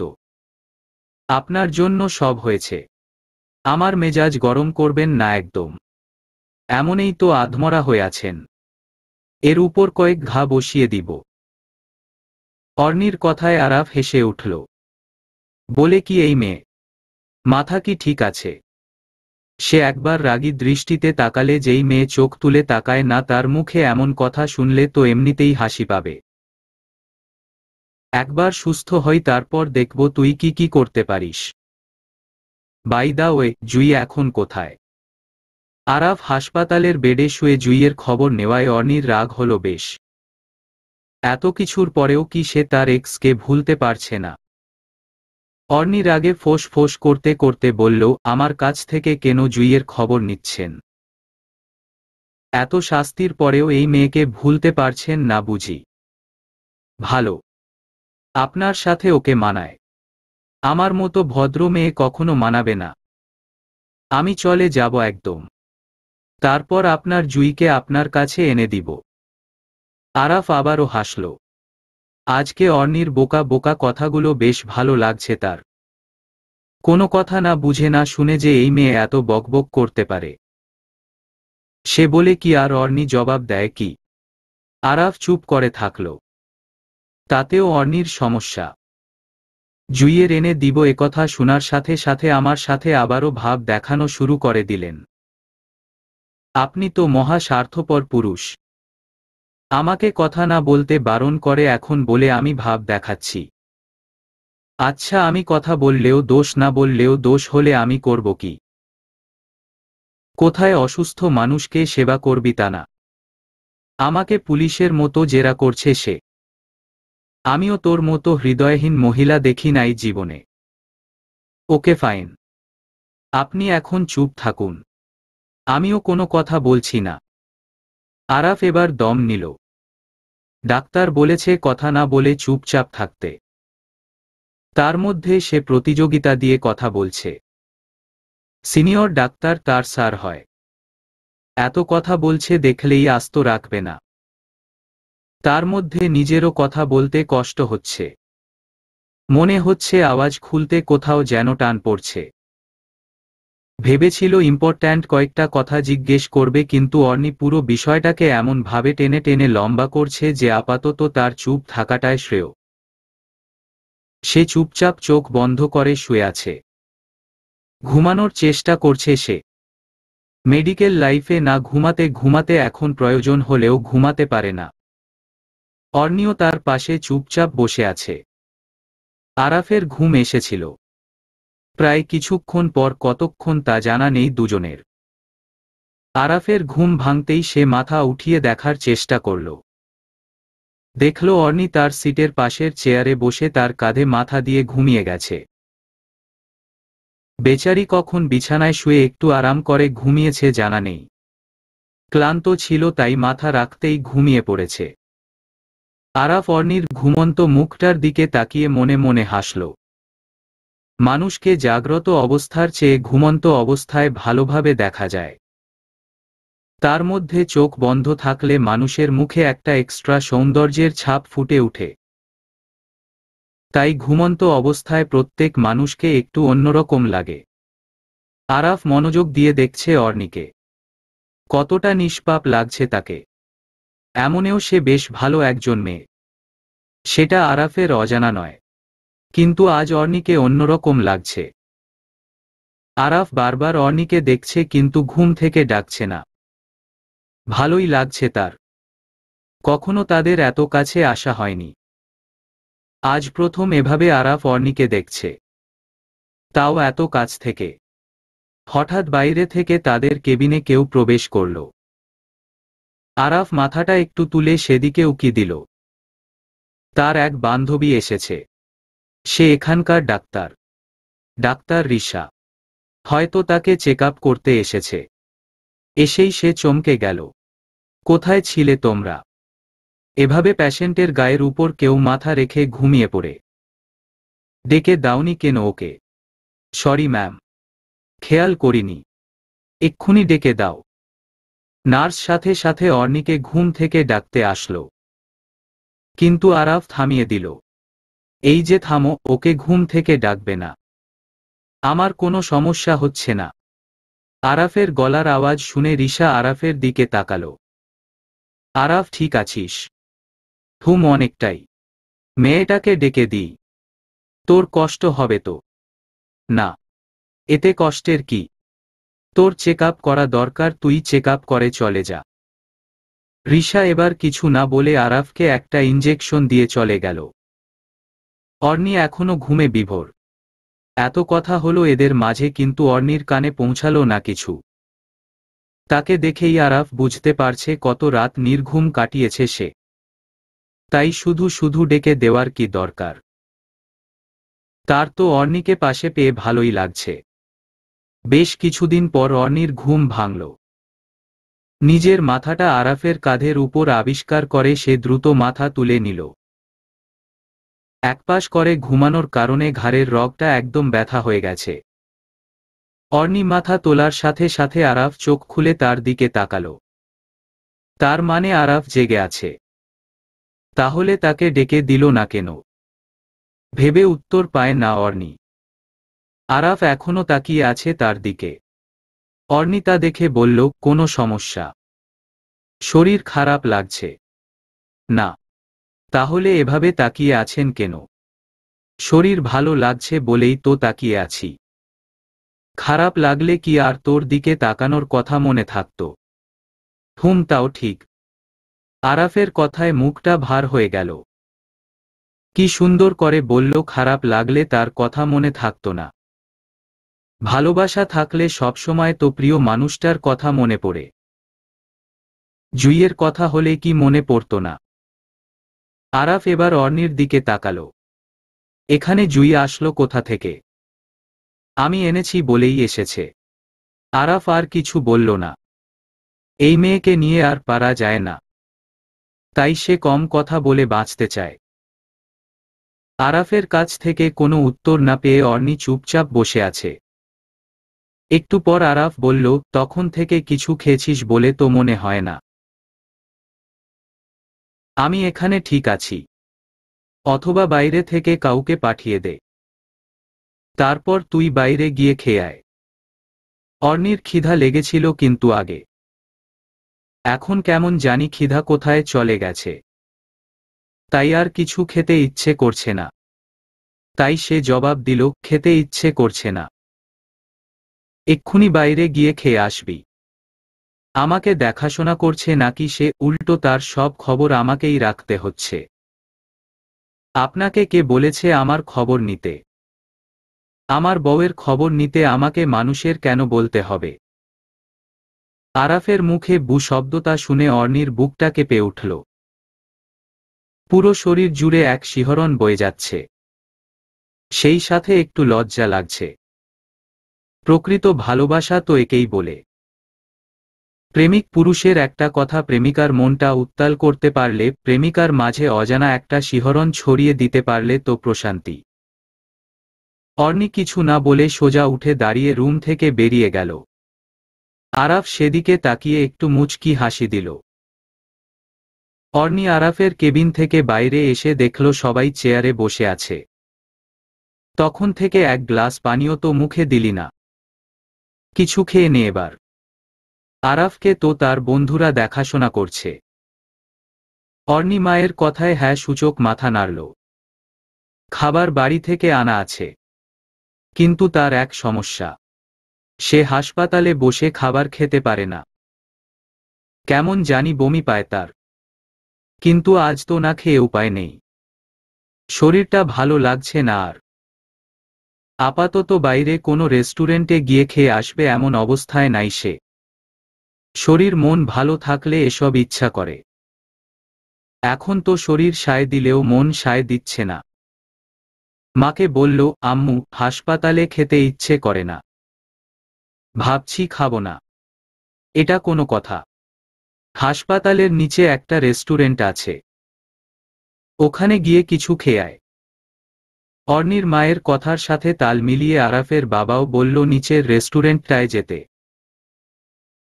তাদের কথা শুনে সে ভাবল, নিচে যখন রেস্টুরেন্ট আছে তাহলে যেতে কোনো অসুবিধা নেই। এমনেও শরীরটা ফুরবল হয়ে যাওয়ায় কিছু খেতে হবে। কিন্তু তার কাছে ব্যাগ না থাকায় মায়ের থেকে টাকা নিতে হবে। কিছু টাকা দাও। আমার ব্যাগটা এখনো পাইনি। তাই টাকা নেই। অবনীর কাছে আছে তোর ব্যাগ। এই বলে তিনি তার ব্যাগ থেকে কিছু টাকা দিলেন অর্ণিকে। আমার ব্যাগ অবনী কি করে পেল? রুমানা থানায় গিয়ে ব্যাগটা এনেছিল, আবার এখানে এসে আমাকে দেয়। আমি অবনীকে রাখতে দিয়েছি। ওহ আচ্ছা, রুমানা তাহলে একটা কাজের কাজ করেছে। বেশ ভালো মেয়ে সে, দেখলে কত দায়িত্ব নিয়ে কাজ করে। অর্নির কথায় তার মা হাসল। আসলেই মেয়েটা বেশ ভালো। অর্নি তার পার্সোনাল সব কাজ রুমানাকে দিয়ে করায়, তাই তার মা রুমানাকে ভালো করে চিনে। অর্নি অবনীর থেকে ব্যাগটা নিল আর তার মায়ের টাকাগুলো তাকে আবার দিয়ে দিল। নিজে যখন রোজগার করে তাহলে মায়ের কাছ থেকে কেন টাকা নিবে? এখন তো মাকে উল্টো তার টাকা দেওয়ার কথা, কিন্তু তার মা নেয়নি। বেয়াদবি করিস না, টাকা দিয়েছি সোজা নিয়ে নিবি, এটাই তো জানি। মুখে কথাটা বললেও মেয়ের কাণ্ডে তিনি মনে মনে হাসলেন। অর্নি হাসপাতালের নিচে এসে রেস্টুরেন্টে ঢুকতে যাবে তখনই দেখল পারভেজকে। পারভেজও তাকে দেখে এগিয়ে আসল। হেসে বলল, হাই ম্যাম। কি কাজে আসলেন? পারভেজের কথায় অর্নি অবাক হল। 2 দিন ধরে হাসপাতালের সবাই আরাফকে নিয়ে বেশ ব্যস্ত আছে। তাহলে পারভেজের তো সব জানার কথা। সে কেন এমন প্রশ্ন করছে? সে কি আরাফের এমন অবস্থায় মজা নিতে চাইছে? অর্নি কপাল কুঁচকে তার দিকে তাকাল। আপনি নিশ্চয় জানেন। অর্নির প্রশ্নে পারভেজ কিছুটা থতমত খেয়ে গেল। নিজেকে ঠিক করে বলল, আসলে আমি জানি, তবু আপনার কাছ থেকে শুনতে চাইছিলাম। হুট করে তো কথা বলা যায় না, ফর্মালিটি মেইনটেইন করছিলাম। আমাকে ভুল বুঝবেন না। অর্নি কিছু বলল না, সোজা রেস্টুরেন্টের ভেতর ঢুকে বসল। পারভেজও তার পেছনে পেছনে গিয়ে বসল। অর্নি পারভেজকে দেখে ভ্রু কুঁচকে তাকালো তার দিকে। আসলে আমিও নাস্তা করতে আসছিলাম, আপনাকে পাওয়ায় ভালো হলো। একসাথে গল্প করতে করতে সময়টা ভালোভাবে কাটাতে পারব। আপনাকে কে বলল আমি আপনার সাথে গল্প করতে চাই? আমি একা একা এসেছি আর একা একা খেয়ে চলে যাব। আমার এখন সময়টা ভালোভাবে কাটানোর কোনো আগ্রহ নেই। আমি খারাপভাবে কাটাতে চাই। আপনি অন্য জায়গায় গিয়ে বসুন। পারভেজ অর্নির কথায় একটু হাসল। তারপর বলল, আপনি কি কোনো কারণে রেগে আছেন আমার উপর? আমাকে বলতে পারেন তাহলে। আপনার উপর কেন আমি রেগে থাকব? আমি আমার কাছের মানুষদের উপর রেগে যায় শুধু। আরাফের উপরও রেগে যান বুঝি? ওর সাথে তো সহজে রেগে যাওয়া যায় না। যতটুকু দেখলাম, এসব পার্সোনাল ম্যাটার। আপনাকে বলতে চাই না। পারভেজের বকবকানির মাঝে খাবার অর্ডার দিয়েছে, কিন্তু এখনো খাবার আসেনি। তাই চুপচাপ পারভেজের কথাগুলো শুনছে সে। আজকে কেন জানি পারভেজকে রাগ লাগছে। মনে হচ্ছে পারভেজ আরাফকে হিংসা করছে। আরাফের অসুস্থতাও তার কাছে মজা মনে হচ্ছে। তাহলে অর্নি কেন তার সাথে ভালো ভালো কথা বলবে? কিসে পেয়েছে তাকে এত আহ্লাদ দেখানোর? পারভেজ দমে যাচ্ছে না কিছুতেই। তাতে অর্নির কি? খাবার আসতেই সে চুপচাপ খাচ্ছে। ম্যাম জুই এখন কোথায়? জেলে আছে আপাতত। হাইকোর্টের রায়ে যা হবে সেই অনুযায়ী শাস্তি হবে। আমি আর এসবে নেই। আমার দায়িত্ব শেষ। পারভেজ হাসল। তারপর বলল, আপনার সাথে তখনও কথা বলতে চেয়েছিলাম। জানি আপনি টেনশনে আছেন আরাফকে নিয়ে, তাই আর বলিনি। বলুন। আপনি অনেক মহৎ একটা কাজ করেছেন, হয়তো নিজের জন্য, তবু তো অপরাধীকে শাস্তি দিতে পারলেন। আমি তো কিছুই করতে পারিনি তখন। আমার চোখের সামনে অন্য ছেলের সাথে পরকীয়া করেছে। চুপচাপ তার কাণ্ড দেখতে হয়েছে। কিছুই বলতে পারিনি। আপনাকে অনেক ধন্যবাদ। আমি আমার কাজ করেছি, এতে ধন্যবাদ দেওয়ার কিছুই নেই। যদি কিছু মনে না করেন একটা কথা বলি। বলুন। আরাফের সাথে আমার মেডিকেল লাইফের শুরু থেকে খারাপ সম্পর্ক ছিল। সেও আমাকে পছন্দ করত না, আমিও তাকে পছন্দ করতাম না। তার মধ্যে আমি তার লাইফের একটা জঘন্য অংশের সাথে জুড়ে আছি। বলা চলে তার লাইফটা শেষ করতে আমার ভূমিকা সবচেয়ে বেশি ছিল। আপনি যদি তার লাইফে না থাকতেন এতদিনে জুই আর রকি আরাফের অনেক বড় ক্ষতি করে ফেলত। কিন্তু দেখুন প্রকৃতির কি প্রতিশোধ। আমি আমার শাস্তি পেয়েছি। আজীবন আমার পাপের প্রায়শ্চিত্ত করতে হবে। কারণ আমি জুইকে ভুলতে পারবো না। প্রথম ভালোবাসা কি ভোলা যায়? এসব আমি জানি। এখন কি বলতে চান বলুন। আমি আরাফের সাথে কথা বলতে চাই। তার কাছ থেকে ক্ষমা না চাইলে আমি হয়তো আজীবন এভাবে অপরাধী হয়ে থাকব। প্লিজ ম্যাম, একবার আরাফকে দেখা করার সুযোগ করে দিন। আমি চাইলে ওর সাথে দেখা করতে পারি, কিন্তু ও আমার এত কথা শুনবে না। অর্নি হাসল পারভেজের কথায়। ছেলেটাকে আসলে খারাপ মনে হলেও খারাপ নয় এতটা। হয়তো অর্নি বুঝতে পারছে না। আরাফ সুস্থ হোক, তারপর কোনো একদিন দেখা যাক। ধন্যবাদ ম্যাম। পারভেজ কথাগুলো বলতে বলতে অর্নির খাওয়া শেষ হয়েছে। সে উঠে দাঁড়াল। আপনার তো এখনো খাওয়া হয়নি। আমি এখন আসি। এই বলে সে রিসিপশনে গেল পে করতে। কিন্তু তারা বলল ম্যাম খাবার অর্ডার করেছে, তখন বিল পেই করা হয়েছে। পারভেজ খাবার অর্ডার করেছিল, তার মানে বিলটা সে দিয়ে দিল। অর্নি আবার পারভেজের কাছে গেল। বিল আপনি দিয়ে দিলেন কেন? আপনি আমার এত বড় উপকার করলেন আর আমি সামান্য বিল দিতে পারবো না? কি উপকার করলাম আমি? অনেক বড় উপকার করেছেন। আচ্ছা ভাই, হিসেবে দিলাম। Don't mind. আপনি পরে কখনো শোধ করে দিবেন। অর্নি আর কিছুই বলল না। রেস্টুরেন্টের সবাই তাদের দিকে তাকিয়ে আছে। ব্যাপারটা অর্নির ভালো না লাগায় সে আর কথা বাড়াল না। চুপচাপ রেস্টুরেন্ট থেকে বেরিয়ে গেল সে। হাসপাতালে গিয়ে আবারও আরাফের কেবিনে গেল। অবনী আছে আরাফের সাথে। একজন নার্স সার্বক্ষণিক পর্যবেক্ষণের জন্য আছে সাথে। অর্নিকে দেখে অবনী বেরিয়ে যাওয়ার জন্য বসা থেকে উঠে দাঁড়াল। আরাফ চোখ তুলে অর্নির দিকে তাকাল। সে তাকিয়ে আছে এক দৃষ্টিতে।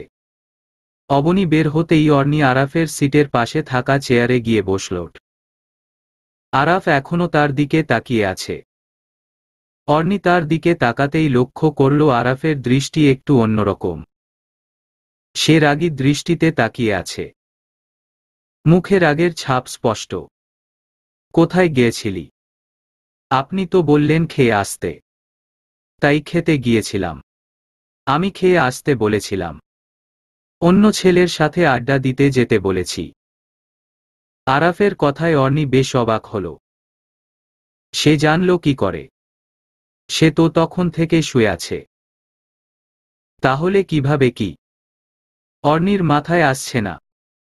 ভ্রুকুচকে আরাফকে জিজ্ঞেস করল, কি কোন ছেলের সাথে আড্ডা দিতে গেলাম আবার? বাহ, মেয়ে মানুষ এমন। কাছে আসতেই গিরগিটির মতো রং বদলায়। তুই জানিস না তুই কোন ছেলের সাথে আড্ডা দিয়েছিস? আমি বলবো কেন? অর্নি একটু থামল। আবারও প্রশ্ন করল, আপনাকে এসব কে বলেছে? সেটা তোর লাগবে? অবশ্যই লাগবে। আমার নামে একটা কথা বলল, তাহলে সে কে জানতে তো হবেই। কেন? সে কি তোর নামে মিথ্যা বলেছে নাকি? সত্যি তো বলেছে। সে সত্যি বলেছে, কিন্তু সেই সাথে মিথ্যাও তো বলেছে। আমার পারভেজের সাথে দেখা হয়েছে এটা সত্য, কিন্তু আমার ওর সাথে কিছু ইম্পর্ট্যান্ট কথা হয়েছে। আমি তো তাকে আলাদা করে আড্ডা দিতে ডাকিনি। আড্ডা কাকে বলে আপনি জানেন? না, জানি না। এখন তোর কাছ থেকে শিখতে হবে আর কি। আমি এভাবে বলছি না, আপনি অন্যভাবে নিচ্ছেন। শোন, তোর সাথে এত বাড়াবাড়ি করার ইচ্ছে আমার নেই।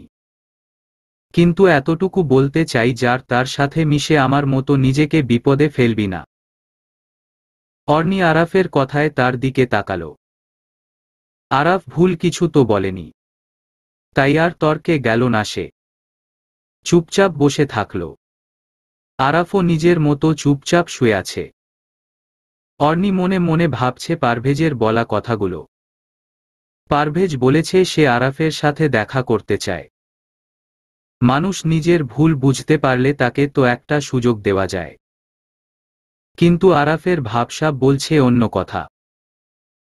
সে কিছুতেই পারভেজের নাম মুখেও নিতে চাইছে না।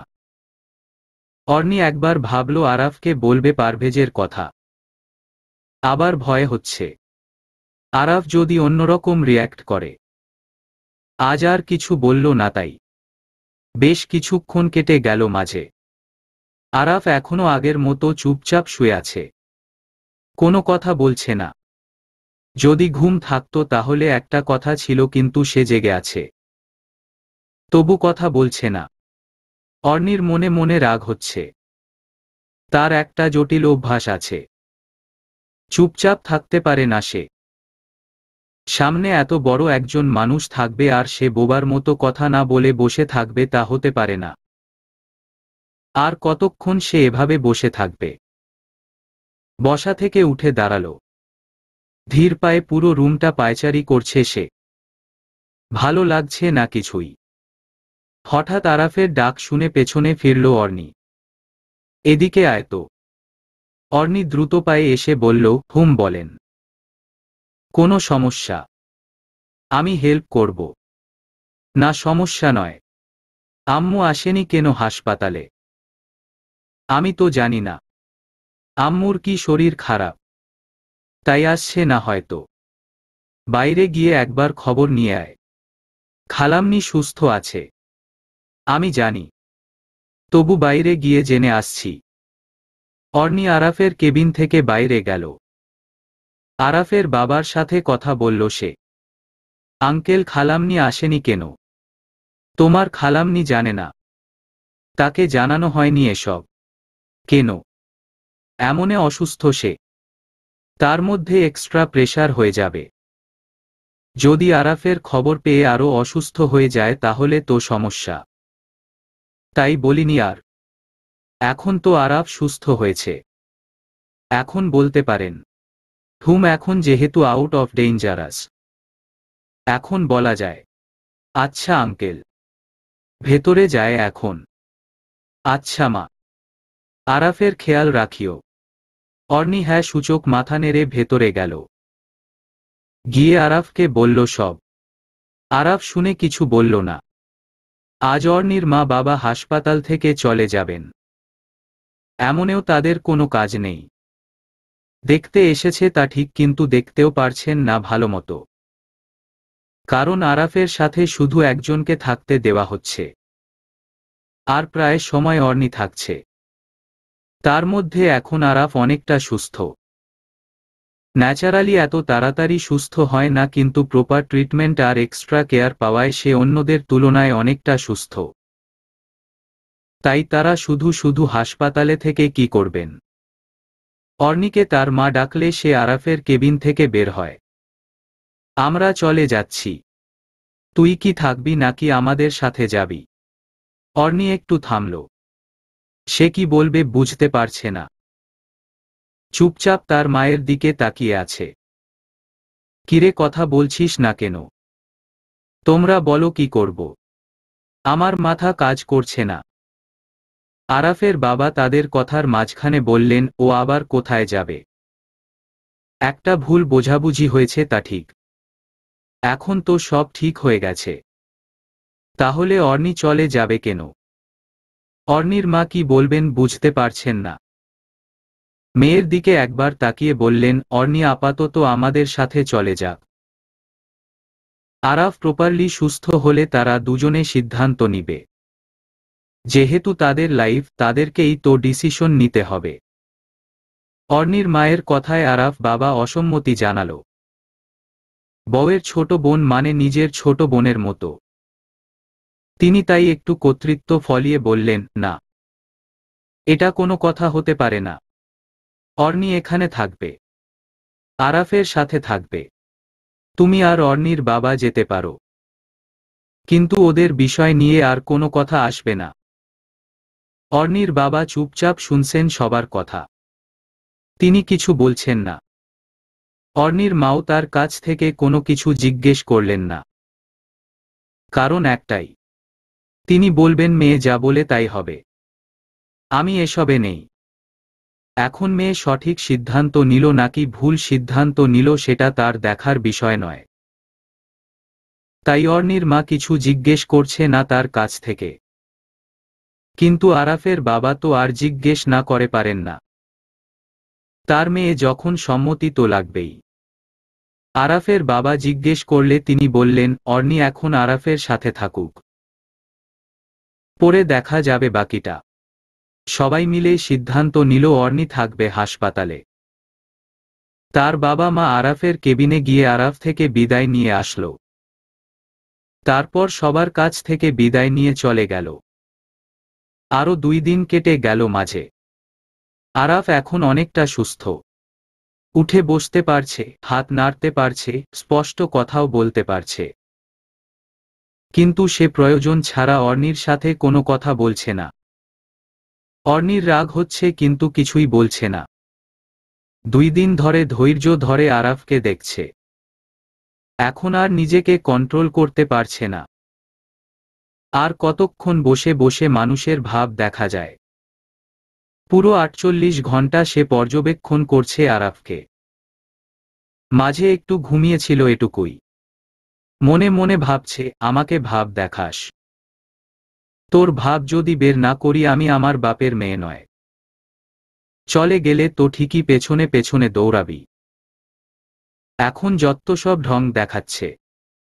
অর্নি এসব ভেবে বসা থেকে উঠে দাঁড়াল। শান্ত কণ্ঠে আরাফকে ডাকল। সে চোখ বন্ধ করে আছে। গম্ভীর কণ্ঠে বলল, কি হয়েছে? আমি আসছি। কোথায় যাচ্ছিস? সেটা আপনাকে বলবো কেন? তাহলে কি পারভেজকে বলবি? আরাফের কথায় অর্নির মেজাজ চরম পর্যায়ে গেল। রেগে গিয়ে বলল, আমার মাঝে মানুষের মতো অসভ্য স্বভাব নেই যে বউ রেখে বাইরে গার্লফ্রেন্ড রাখে বা জামাই রেখে বয়ফ্রেন্ড রাখে মতো থার্ড ক্লাস কাজ করব। যে যেমন সে অন্যকে এমন মনে করে, আমার তাতে কিছুই বলার নেই। আরাফ ভ্রু কুঁচকে অর্নির দিকে তাকাল। তার কেমন জানি মনে হচ্ছে কথাগুলো তাকে বলেছে। সব কথার ভাবার্থ খুঁজলে এমন অর্থ দাঁড়ায়। এসব কথা আমাকে বলছিস? নির্দিষ্ট করে কাউকে বলিনি। যারা এমন তাদের বলেছি। আপনার বৈশিষ্ট্যের সাথে যদি মিলে তাহলে ভেবে নিবেন আপনাকে বলেছি। দেখ তুই কিন্তু বেয়াদবি করছিস। আমি বেয়াদব? বেয়াদব বলেই তো কথা বলছেন না। আপনি কথা বলুন বা না বলুন আমার তাতে কি? আমার দায়িত্ব ছিল আপনি সুস্থ হওয়া পর্যন্ত আপনার সাথে থাকা, তাই ছিলাম। এখন আপনি সুস্থ, তাই আমি যেতে পারি। কোথায় যাবি সেটাই তো জানতে চাইলাম। তাতেই এত কথা বললি কিন্তু কাজের কথা এখনো বলতে পারলি না। বলতে চাই না বলে বলিনি। আপনি থাকুন আমি গেলাম। বললেই হলো আমি গেলাম। আব্বু আছে বাইরে। কিভাবে যাবেন ম্যাডাম? আঙ্কেলকে সব বলবো তারপর যাব। যাতে আপনাকে ইচ্ছামতো কয়েকটা কষিয়ে চড় দেয়। অর্নির এমন ভঙ্গিতে কথা বলা দেখে আরাফ মনে মনে হাসল কিন্তু উপরে প্রকাশ করল না। অর্নি চেয়ারে রাখা ব্যাগটা নিয়ে বেরিয়ে যেতেই আরাফ তার হাত ধরে ফেলল। এক টানে তাকে অনেকটা আরাফের কাছে নিয়ে আসল। শান্ত কণ্ঠে বলল, এখানে চুপচাপ বসে থাক, নয়তো তোর খবর আছে। আরাফের আকস্মিক এমন কাণ্ডে অর্নি একটু থামল। কিন্তু থেমে থাকলে তো হবে না। আরাফকে নাকানি চুবানি খাওয়াতে হবে। রাগী গলায় বলল, আমি বসব না। যাব মানে যাব। দেখ বাড়াবাড়ি করবি না। আমার এমনিতেই ভালো লাগছে না। আপনার ভালো না লাগলে আমার কি? আমারও ভালো লাগে না, সেটা তো আপনি বুঝেন না। কখন থেকে বসে আছি আপনার পাশে, আর আপনি ভাব দেখিয়ে আমার সাথে কথা বলছেন না, শুধু আমার সাথে ভাব দেখান। আপনি যে জুইয়ের সাথে সবসময় থাকতেন তখন তো আমি একটা প্রশ্নও করতাম না। কোর্টের সামনে আমাকে রেখে জুইকে নিয়ে ঘুরতে গিয়েছিলেন তখনও পর্যন্ত কিছুই বলিনি। আর আমি খেতে যাওয়ার পথে পারভেজের সাথে দেখা হওয়ায় কথা বলেছি, তাতে আমাকে ইচ্ছামতো কথা শোনালেন। তবু ক্ষান্ত হননি। আমাকে ভাব দেখাচ্ছেন। আমার লাগবে না আপনার মতো অসভ্য পুরুষ। আপনার মতো মানুষের সাথে থাকার চেয়ে আজীবন একা থাকা ভালো। আমি গেলাম, আপনি এবার শান্তিমতো থাকুন। এই বলে আরাফের হাতটা ছাড়িয়ে নিয়ে অর্নি বেরিয়ে গেল। আরাফ অবাক চোখে অর্নির যাওয়ার পানে তাকিয়ে আছে। অর্নি আরাফের কেবিন থেকে বেরিয়ে এসে অবনীকে বলল, আমি আমাদের বাড়ি যাচ্ছি, তোমরা এখানে থাকো। হঠাৎ বাড়ি যাচ্ছ কেন? ভালো লাগছে না তাই? শরীর খারাপ লাগছে? না, এমনটা নয়। তাহলে? অর্নি কোনো জবাব দিল না, চুপচাপ চলে আসলো। অবনী অর্নির দিকে তাকিয়ে কিছু বোঝার অনুমান করছে। হঠাৎ এমন কি হলো যার জন্য অর্নি এভাবে চলে গেল? তার ভাই কি আবার কিছু করল নাকি? এসব আর নিতে পারছে না অবনী। আর তার ভাইটাও এমন এমন কিছু কাজ করে যার জন্য অর্নির বাধ্য হয়ে সিদ্ধান্ত নিতে হয়। সে এসব ভেবে আরাফের কেবিনের দিকে পা বাড়াল। আরাফ থেকে জিজ্ঞেস করতে হবে কি হয়েছে। কেবিনে গিয়ে শান্ত কণ্ঠে আরাফকে প্রশ্ন করল, এই তোদের মাঝে আবার কি হয়েছে? অবনীর কথায় আরাফ চোখ তুলে তাকাল। ভ্রুকুচকে বলল, কেন? তুই জেনে কি করবি? অর্নি তো হাসপাতাল থেকে চলে গেল। যাওয়ার সময় বলল তোকে খেয়াল রাখতে। অবনীর কথায় আরাফ উঠে বসল। অবাক চোখে বলল, চলে গেছে মানে? কোথায় গেছে সে? বলল ওদের বাসায় যাবে। তুই যেতে দিলি কেন? এখন চলে যাওয়ার পর আমাকে বলতে আসছিস অর্নি চলে গেছে সেটা? এখন সব দোষ আমার। নিজে তো ওরে ঠিকমতো আগলে রাখতে পারিস না, তাই তো ওর চলে যেতে হলো। এখন সব আমার দোষ। তোর ফোন থেকে একটা কল দে, কথা বলবো ওর সাথে। অবনী কিছু না বলে ফোনটা আরাফের হাতে দিল। আরাফ অর্নির নম্বরে ডায়াল করতেই ফোনটা কেটে দিল। অবনী বলল, হয়তো নেটওয়ার্কের প্রবলেম। আবারও ফোন দিয়ে দেখ। আরাফ আবারও ফোন দিল, কিন্তু এবার ফোনটা বন্ধ পেল। আরাফ আর অবনী দুজন দুজনের দিকে তাকাল। অবনী চেহারা কাচুমাচু করে বলল, এই অর্নির ফোনটা বন্ধ বলছে কেন? সেটাই তো ভাবছি, কোনো বিপদে পড়েনি তো আবার? আরাফ কোনো জবাব দিল না, তবে অবনীর দিকে একবার তাকাল। দুজনেই চুপচাপ ভাবছে কি করা যায়। কিন্তু মাথায় টেনশন থাকলে মাথাও কাজ করে না। একটু পর আরাফ বলল, শোন, অর্নি তোকে বলেছে ওদের বাসায় যাবে। আর এখান থেকে ওদের বাসায় যেতে যেতে আধ ঘন্টার চেয়ে বেশি লাগবে। আমরা ৪৫ মিনিট পর খালাম্নিকে ফোন দিয়ে দেখব অর্নি পৌঁছেছে কিনা। Good idea. দুজনেই কথাটা বলল ঠিক, কিন্তু মনে মনে একটা অজানা ভয় কাজ করছে। অর্নির ফোনে কল যাবে না এটা ন্যাচারালি হয় না। সে খুব সচেতন একজন মেয়ে। কিন্তু আজ এমন কি হলো যার জন্য তার ফোন বন্ধ বলছে? আরাফ আর অবনী দুজনেই ঘড়ির কাঁটার দিকে তাকিয়ে আছে। একটু একটু করে কাঁটা নড়ছে আর আরাফ সেকেন্ডগুলো গুনছে। এমন একটা অবস্থা তার মধ্যে। বেশ রাগ হচ্ছে নিজের উপর। কেন যে মেয়েটার সাথে এমন করতে গেল সে? আজ যদি বাড়াবাড়ি না করত তাহলে এসব এক্সট্রা টেনশন আর এক্সট্রা ঝামেলায় তাকে পড়তে হতো না। অবনী একটু পর পর এক লাইন করে করে কথা শোনাচ্ছে আবার। এমনে সে টেনশনে মরছে, তার মধ্যে উপরি পাওনা হয়ে অবনীর কথাগুলো গিলতে হচ্ছে। অবনীও সুযোগ বুঝে ইচ্ছামতো কয়েক লাইন শুনিয়ে দিল আরাফকে। অবশেষে ঘড়ির কাঁটা জানান দিল ৪৫ মিনিট শেষ হতে চলেছে। আরাফ দ্রুত অবনীকে বলল অর্ণিদের বাসায় ফোন দিতে। অবনীও তার মতো করে প্রস্তুতি নিয়ে আছে ফোন দেওয়ার জন্য। কয়েকটা রিং হতে অর্ণির ছোট বোন অরিন ফোনটা তুলল। অবনী কথা বলছে আর আরাফ কান খাড়া করে কথাগুলো শোনার চেষ্টা করছে। হ্যালো অবনী আপু। অরিন বলছো? জি। অর্ণি তোমাদের বাসায় পৌঁছেছে? না আপু তো আসেনি। আম্মু আব্বু এসেছে শুধু। আপু আরাফ ভাইয়ার সাথে হাসপাতালে আছে। অবনী অরিনকে কিছু না বলে শুধু আচ্ছা বলে কেটে দিল। ফোনটা কেটে সে আরাফের দিকে তাকালো। আরাফ মাথায় হাত দিয়ে বসে আছে। অবনী রাগী গলায় বলল, এখন কি করবি? অর্ণিকে আরেকটা ফোন দিয়ে দেখ। অবনী আবারও অর্ণিকে ফোন দিল কিন্তু লাভ হলো না। আগের মতো সুইচ অফ বলছে। এখন কি করবে তারা? দুজনেই ভাবছে কাকে বলা যায়। আরাফ আবারও ভেবেচিন্তে বলল, রুমানাকে একটা ফোন দিয়ে দেখ তোর। নাকি অফিসে গেল? অফিসে গেলে ফোন অফ করবে কেন? তবু দেখতে তো ক্ষতি নেই। যদি যায় তাহলে তো আমরা খবরটা পেয়ে টেনশন মুক্ত হতে পারব। অবনী এবার বাধ্য মেয়ের মতো রুমানাকে ফোন দিল। ভাগ্য ভালো বলেই রুমানার নম্বরটা আছে তার কাছে।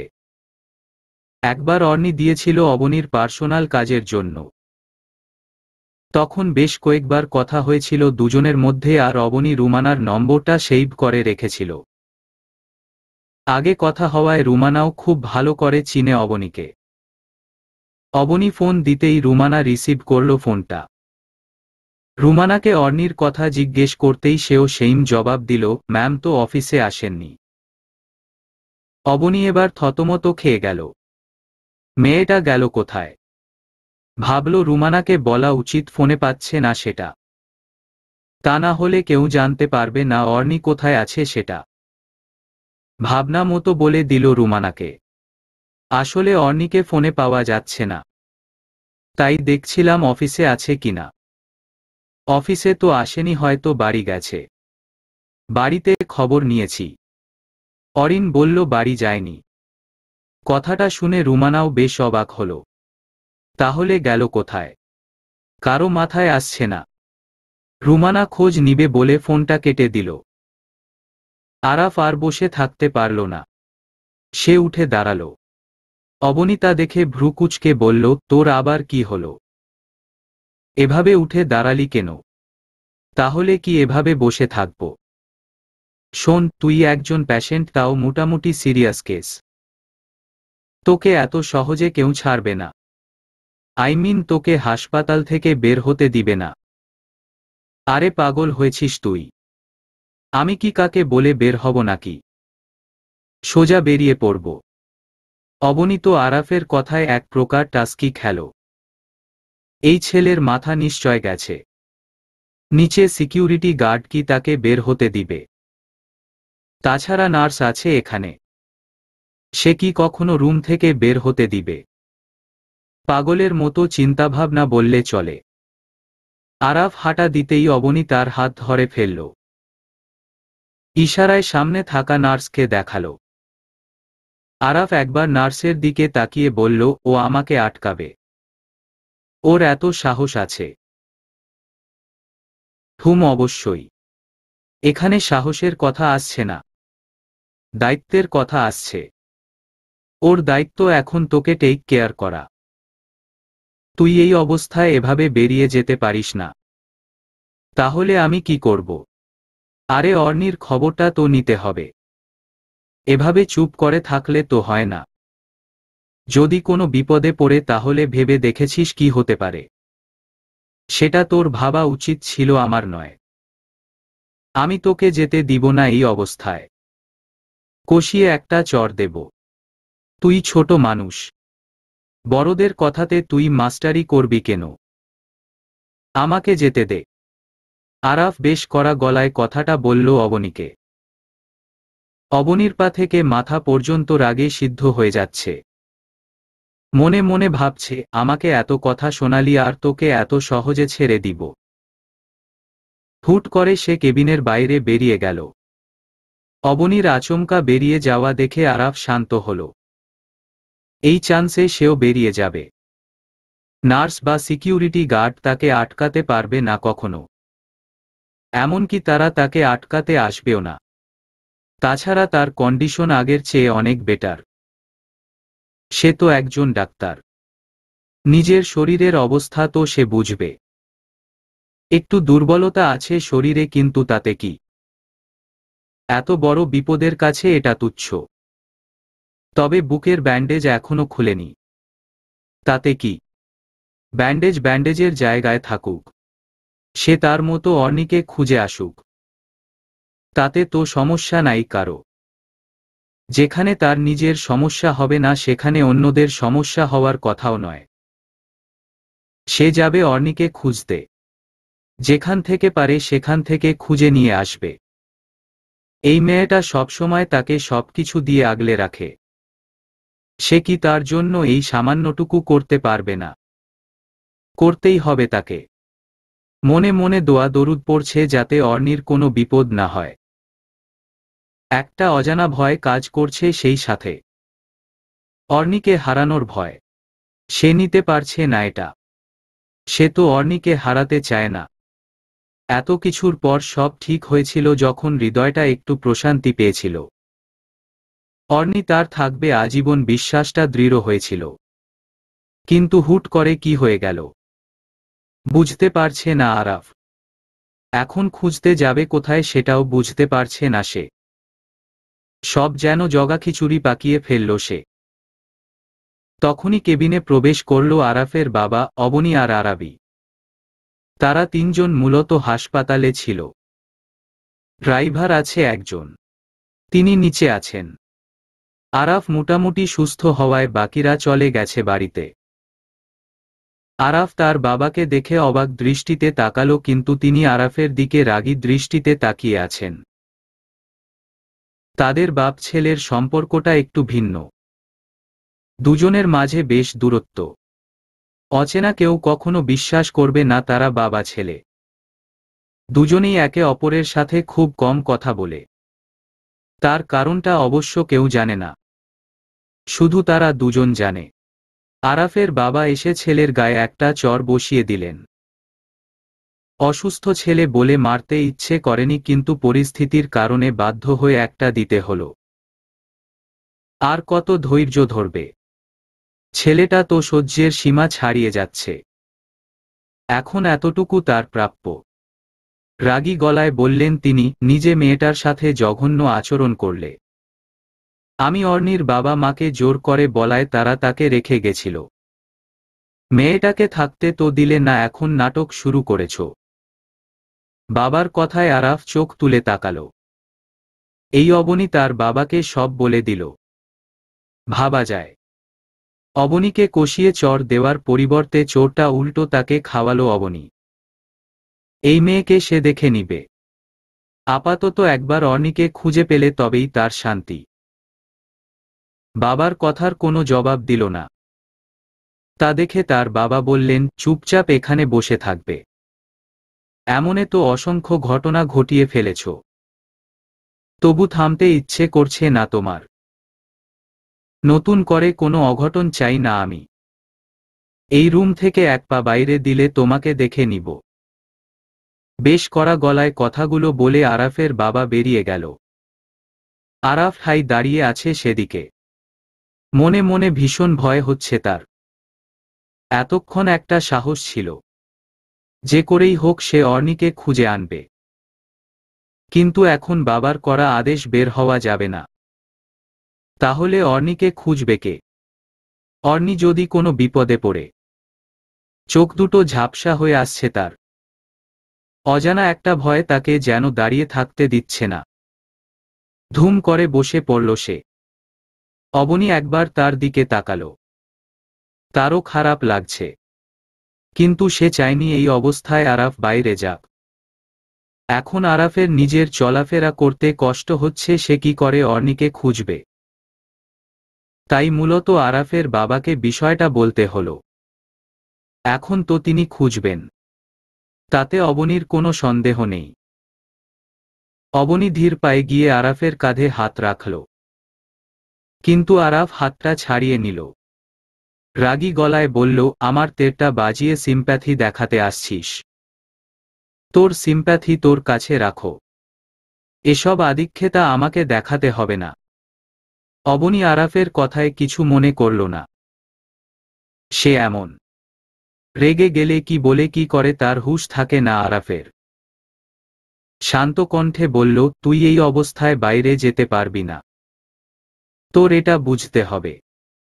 এখন চাঁদচুকে বলায় তিনি যে করেই হোক অর্ণির খোঁজ নিয়ে আসবে, এতটুকু বিশ্বাস আমার আছে। টেনশন করিস না, এতে তোর শরীরটা আরো খারাপ হয়ে যাবে। আরাফ মাথা নিচু করে আছে। অবনীর এতগুলো কথা তার কানে পৌঁছালো কিনা এই নিয়ে অবনী সন্দিহান। হঠাৎ অবনীর ফোনটা বেজে উঠল। অরিন ফোন করেছে। অরিনের ফোন পেয়ে অবনী দ্রুত ফোনটা রিসিভ করল। হুম অরিন, বলো। আমি বলছি। অবনী গলাটা শুনে খুশিতে চিল্লিয়ে উঠল। অর্নি তুমি জানো, তোমাকে খুঁজতে খুঁজতে পাগল হয়ে যাচ্ছি আমরা। কোথায় ছিলে?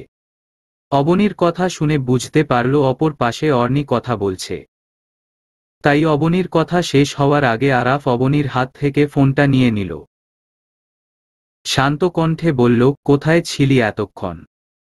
সেটা আপনাকে বলতে বাধ্য নয় আমি। আরেকটু হলে টেনশনে দম বন্ধ হয়ে যেত আমার। আমার জন্য আপনার কেন এত টেনশন করতে হচ্ছে? আমার বউয়ের জন্য আমি টেনশন করব? It's normal. কে আপনার বউ? কেউ আপনার বউ নয়। একবার সুস্থ হই তারপর বুঝিয়ে দিব কে আমার বউ। By the way, sorry for everything. Araf সাথে সাথে ফোনটা কেটে দিল। অর্নিকে কিছু বলার সুযোগ দিল না পর্যন্ত। অবনী আরাফের কাণ্ড দেখে হাসছে। অবনী প্রথমবারের মতো দেখল আরাফ কাউকে সরি বলছে। তার কাছে বিষয়টি দারুণ লাগল। একবার ভালোবাসার জালে পা দিলে ইগোকে এক পাশে সরিয়ে রাখতে হয়। আরাফের ক্ষেত্রেও তাই হয়েছে। হাসি থামিয়ে আরাফের বাবাকে ফোন দিয়ে জানিয়ে দিল অর্নির সাথে কথা হয়েছে সেটা। আরাফ কিছুক্ষণ চুপ ছিল। তারপর অবনীকে বলল, আচ্ছা অর্নির কাছ থেকে জিজ্ঞেস কর তো ও কোথায় গিয়েছিল। তুই কি অর্নিকে সন্দেহ করছিস? আরে ধুর, আমি কেন ওকে সন্দেহ করব? আমি ওকে খুব ভালো করে চিনি। তাহলে এই দুদিন কথা বলিসনি কেন ওর সাথে? আমার পারভেজকে পছন্দ নয়। তার চেয়েও বড় কথা, পারভেজ ছেলেটা ভালো নয়। আমি চাই না অর্নি পারভেজের সাথে মেলামেশা করুক, ঝামেলায় পড়তে পারে। তাই এমনটা করেছি যাতে অর্নি আর পারভেজের সাথে কথা না বলে। অবনী আরাফের কথামতো অর্নিদের বাসায় ফোন দিল। সাথে সাথে অর্নি রিসিভ করেছে, যেমনকি সে ফোনের অপেক্ষায় ছিল এতক্ষণ ধরে। কোথায় গিয়েছিলে তুমি? জানো কত টেনশন করেছি আমরা। আসলে আপু আর বলো না, হাসপাতালে ছিলাম তাই ফোনের চার্জ শেষ হয়ে গিয়েছিল, জানতাম না। আরাফ ফোন দেওয়ার সাথে সাথে ফোনটা বন্ধ হয়ে গেছে। আর পথে নন্দিনীর সাথে দেখা হয়েছিল, তাই বাসায় আসতে দেরি হয়েছে। সরি, আসলে বুঝতেই পারিনি তোমরা এত কাণ্ড করবে। তা না হলে নন্দিনীর ফোন থেকে বাসায় জানিয়ে দিতাম। ইটস ওকে, সমস্যা নাই। তুমি যে কোনো বিপদে পড়ো নাই, এতেই আমরা খুশি। আরাফের কি অবস্থা এখন? ডাক্তার বলেছেন আগামীকাল ডিসচার্জ করে দিবেন। যাক, ভালোই হলো তাহলে। অবনী কথা বলছে আর আরাফ তার পাশে বসে সব শুনছে। মনে মনে অনেক খুশি সে এখন। আর একটা রাত কোনোরকম কাটিয়ে দিতে পারলেই হলো। কাল বাসায় চলে যেতে পারবে, সব ঝামেলা থেকে মুক্ত। কয়েকটা দিন রেস্টে থাকতে হবে বলে হাসপাতালেও আসতে হবে না। এই সময়টা সে অর্নিকে জ্বালিয়ে কাটিয়ে দিবে। এর চেয়ে মজার বিষয় আর কি হতে পারে? বেশ মজা লাগছে আরাফের। রাত শেষ হয়ে ভোরের সূর্য উদিত হয়েছে কিছুক্ষণ হলো। ভোরের রেখা কাটিয়ে আবছা আবছা রোদ উঠেছে কিছুক্ষণ হলো। সে ফোনটা হাতে নিয়ে দেখল একটা আননোন নাম্বার থেকে বেশ কয়েকবার ফোন আসছে। কে ফোন করল তাকে? আরাফের নম্বর তো সেভ করা আছে তার ফোনে। তাহলে এই নম্বরটা কার? অর্নি ভাবল একবার ফোন দিয়ে দেখবে। ভেবেচিন্তে ফোনটায় ডায়াল করল সে। কয়েকটা রিং হওয়ার পর রিসিভ করল অপর পাশে লোকটা। কে বলছেন? আমি পারভেজ। ওহ আচ্ছা, কেমন আছেন? ভালো। আপনি কেমন আছেন? ভালো। কাল হাসপাতালে দেখলাম না। চলে গেলেন কেন? এমনে এসেছি। ফোন দিলেন যে? ভেবেছি আপনি অসুস্থ তাই হাসপাতাল থেকে চলে গেছেন। তাই ফোন দিলাম। না, আমি সুস্থ আছি। এবার ফোনটা রাখুন। আরেকটা কথা ছিল। বলুন। আপনার সাথে আরাফের ডিভোর্স হয়েছে। পারভেজের এমন জঘন্য প্রশ্ন অর্নি নিতে পারল না। মেজাজ তার চরম পর্যায়ে। রেগে গিয়ে বলল, কেন? আপনি খুব আগ্রহ নিয়ে বসে আছেন আমাদের ডিভোর্স দেখার জন্য। এসব আজাইরা কথা বলার জন্য আমাকে ফোন দিবেন না। শুধু আজাইরা কথা নয়, কোনো প্রয়োজনীয় কথা বলতেও আমাকে ফোন দিবেন না। বুঝলেন? পারভেজ হেসে বলল, রেগে যাচ্ছেন কেন? মনের কথা বলা কি দোষের কিছু? আমি আমার মনের কথাগুলো বলতে চাই। আমাকে জুই ভেবেছেন। আবার জুইয়ের মতো আমাকে আপনার জালে জিম্মি করে আরাফ থেকে নতুন করে প্রতিশোধ নিতে চাইছেন। মনে রাখবেন, আমি জুইয়ের মতো ছোটলোক নয়। আমি আরাফকে প্রকৃত ভালোবেসেছি বলেই এত কিছুর পরেও তার হাতটা ছাড়িনি। আর কখনো ছেড়ে যাব না। আরাফ আপনাকে ভালোবাসে। আমি তো আপনাকে ভালোবেসে ফেলেছি। আরাফ আমাকে ভালোবাসুক বা না বাসুক সেটা আমার দেখার বিষয়। আমার এসব পার্সোনাল বিষয়ে আপনাকে ভাবতে হবে না। আপনি আপনার চরকায় তেল দিন। এই বলে অর্নি ফোনটা কেটে দিল। মনে মনে ভাবছে আসলেই আরাফ ঠিক বলেছিল। পারভেজ বিশ্বাস করার মতো লোক নয়। হয়তো আরাফ ভালো করে চিনে তাই বুঝতে পেরেছিল সব। যাকে সব ছোটখাটো বিষয় নিয়ে ভাবার প্রশ্নই আসে না। ফোনটা এক পাশে রেখে সে ফ্রেশ হতে গেল। মিনিট পাঁচেকের মধ্যে ফোনটা আবারও বেজে উঠল। ফোনের আওয়াজ শুনে অর্নি রেগে গিয়ে অরিনকে বলল, এই ফোনটা সাইলেন্ট করে একপাশে রেখে দিত। অরিন কথামতো ফোনটা হাতে নিয়ে বলল, আরে আপু, ভাইয়া অসুস্থ মানুষ। এই অবস্থায় তোমাকে ফোন করছে আর তুমি বলছো ফোনটা সাইলেন্ট করে রাখতে। এটা তো জঘন্য রকমের অপরাধ। তুমি কথা না বললেও আমি বলবো। তাই বলে এভাবে তো রেখে দিতে পারি না। অরিন কথার আগামাথা অর্নি বুঝতে পারছে না। পারভেজ আবার অসুস্থ হলো কখন আর অরিন পারভেজকে চিনল কি করে? অবাক হয়ে প্রশ্ন করল, কে ফোন করেছে? অরিন তার কথার জবাব না দিয়ে ফোনটা রিসিভ করে নিল। অর্নি কোন উত্তর না পেয়ে দ্রুত ওয়াশরুম থেকে বেরিয়ে এলো। সে দেখছে অরিন বেশ হেসে হেসে কথা বলছে। অর্নি ইশারা করে বলল, কার সাথে কথা বলছিস? অরিন এবার ফোনটা অর্নিকে দিয়ে বলল, নে কথা বল। অর্নি ফোন হাতে নিয়ে স্ক্রিনে তাকালো। স্ক্রিনে আরাফ ভাই নামটা স্পষ্ট হয়ে আছে। ফোনটা প্রথম দিন কিনে আরাফ ভাই দিয়ে সেভ করেছিল। এখনো এমনভাবে আছে। বিয়ের পরও স্ক্রিনের নাম পরিবর্তন করা হয়নি। অর্নি কোনো কথা না বলে ফোনের দিকে তাকিয়ে আছে। সে ইচ্ছে করেই কথা বলছে না। অপর পাশ থেকে আরাফ ডেকে যাচ্ছে। আরাফের ডাকাডাকি শুনে সে মনে মনে পৈশাচিক আনন্দ লাগছে তার। এমনটাই তো চেয়েছিল সে। আরাফ বেশ কয়েকবার ডেকে থেমে গেল। দুজনেই চুপচাপ এখন, যেন একজন অপরজনের নিঃশ্বাস গুনছে। অরিন বোকার মতো তাকিয়ে আছে ফোনের দিকে। একটু পর আরাফ ফোনটা কেটে দিল। সাথে সাথে অর্নি আওয়াজ করে হেসে উঠল। আরাফকে নাকানি চোবানি খাওয়াতে পেরে বেশ মজা লাগছে তার। অরিন মুখটাকে বাংলার 5 করে বলল, ভাইয়া মনে হয় রেগে গেছে। তুই এমন করলি কেন? বেশ করেছি। এসব বাদ দে। কাল নন্দিনীর সাথে দেখা হয়েছিল। বলেছে আন্টি অসুস্থ। চল আন্টিকে দেখে আসি আজ।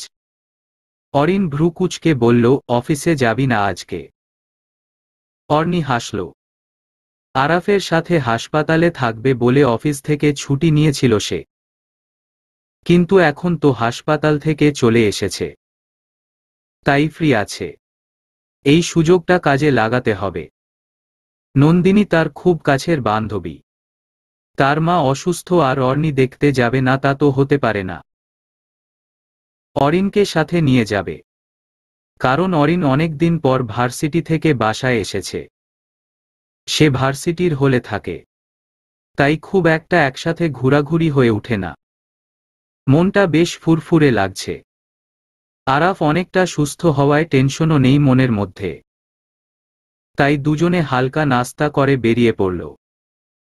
এদিকে আরাফকে আজ হাসপাতাল থেকে ডিসচার্জ করা হবে, তাই দুজন সিনিয়র ডাক্তার এসে চেক আপ করে গেল তাকে। তার টিচার হওয়ায় তারা আলাদা করে এসেছে। তারা চেক আপ করে বলেছেন 1 মাসের মতো রেস্টে থাকতে হবে। কোনো বিষয়ে খুব একটা প্রেশার নেওয়া যাবে না। সেই সাথে একটা নিয়মাবলী ধরিয়ে দিল, এটা মেইনটেইন করে আপাতত চলতে হবে। আরাফ খুশি মনে সব মেনে নিল। এখন তার সবকিছুর বিনিময়ে হাসপাতাল থেকে বাসায় যেতে হবে, এটাই জানে সে। আর কিছু মাথায় আসছে না। ডাক্তার চলে যাওয়ার পর আরাফকে নিয়ে অবনীরা সবাই হাসপাতাল থেকে বাসার উদ্দেশ্যে রওনা দিল। অর্নি আর অরিন নন্দিনীদের বাসা থেকে সন্ধ্যার দিকে এসেছে। আগে চলে আসতে চেয়েছিল কিন্তু নন্দিনীর মা আসতে দেয়নি। বাসায় এসে কলিং বেল দিতেই অর্নির মা এসে দরজা খুললেন। বেশ রেগে গিয়ে বললেন, কোথায় ছিলি এতক্ষণ? সেই সকালে বেরিয়েছে, বাসায় আসার কোনো নামগন্ধ নেই। ছেলেটা কখন থেকে এসে বসে আছে, আর মহারানী এতক্ষণ পর আসছে। অর্নি মায়ের কথায় হেসে বলল, আর বলো না। গল্প করতে করতে কখন যে এতক্ষণ হয়ে গেল জানা ছিল না।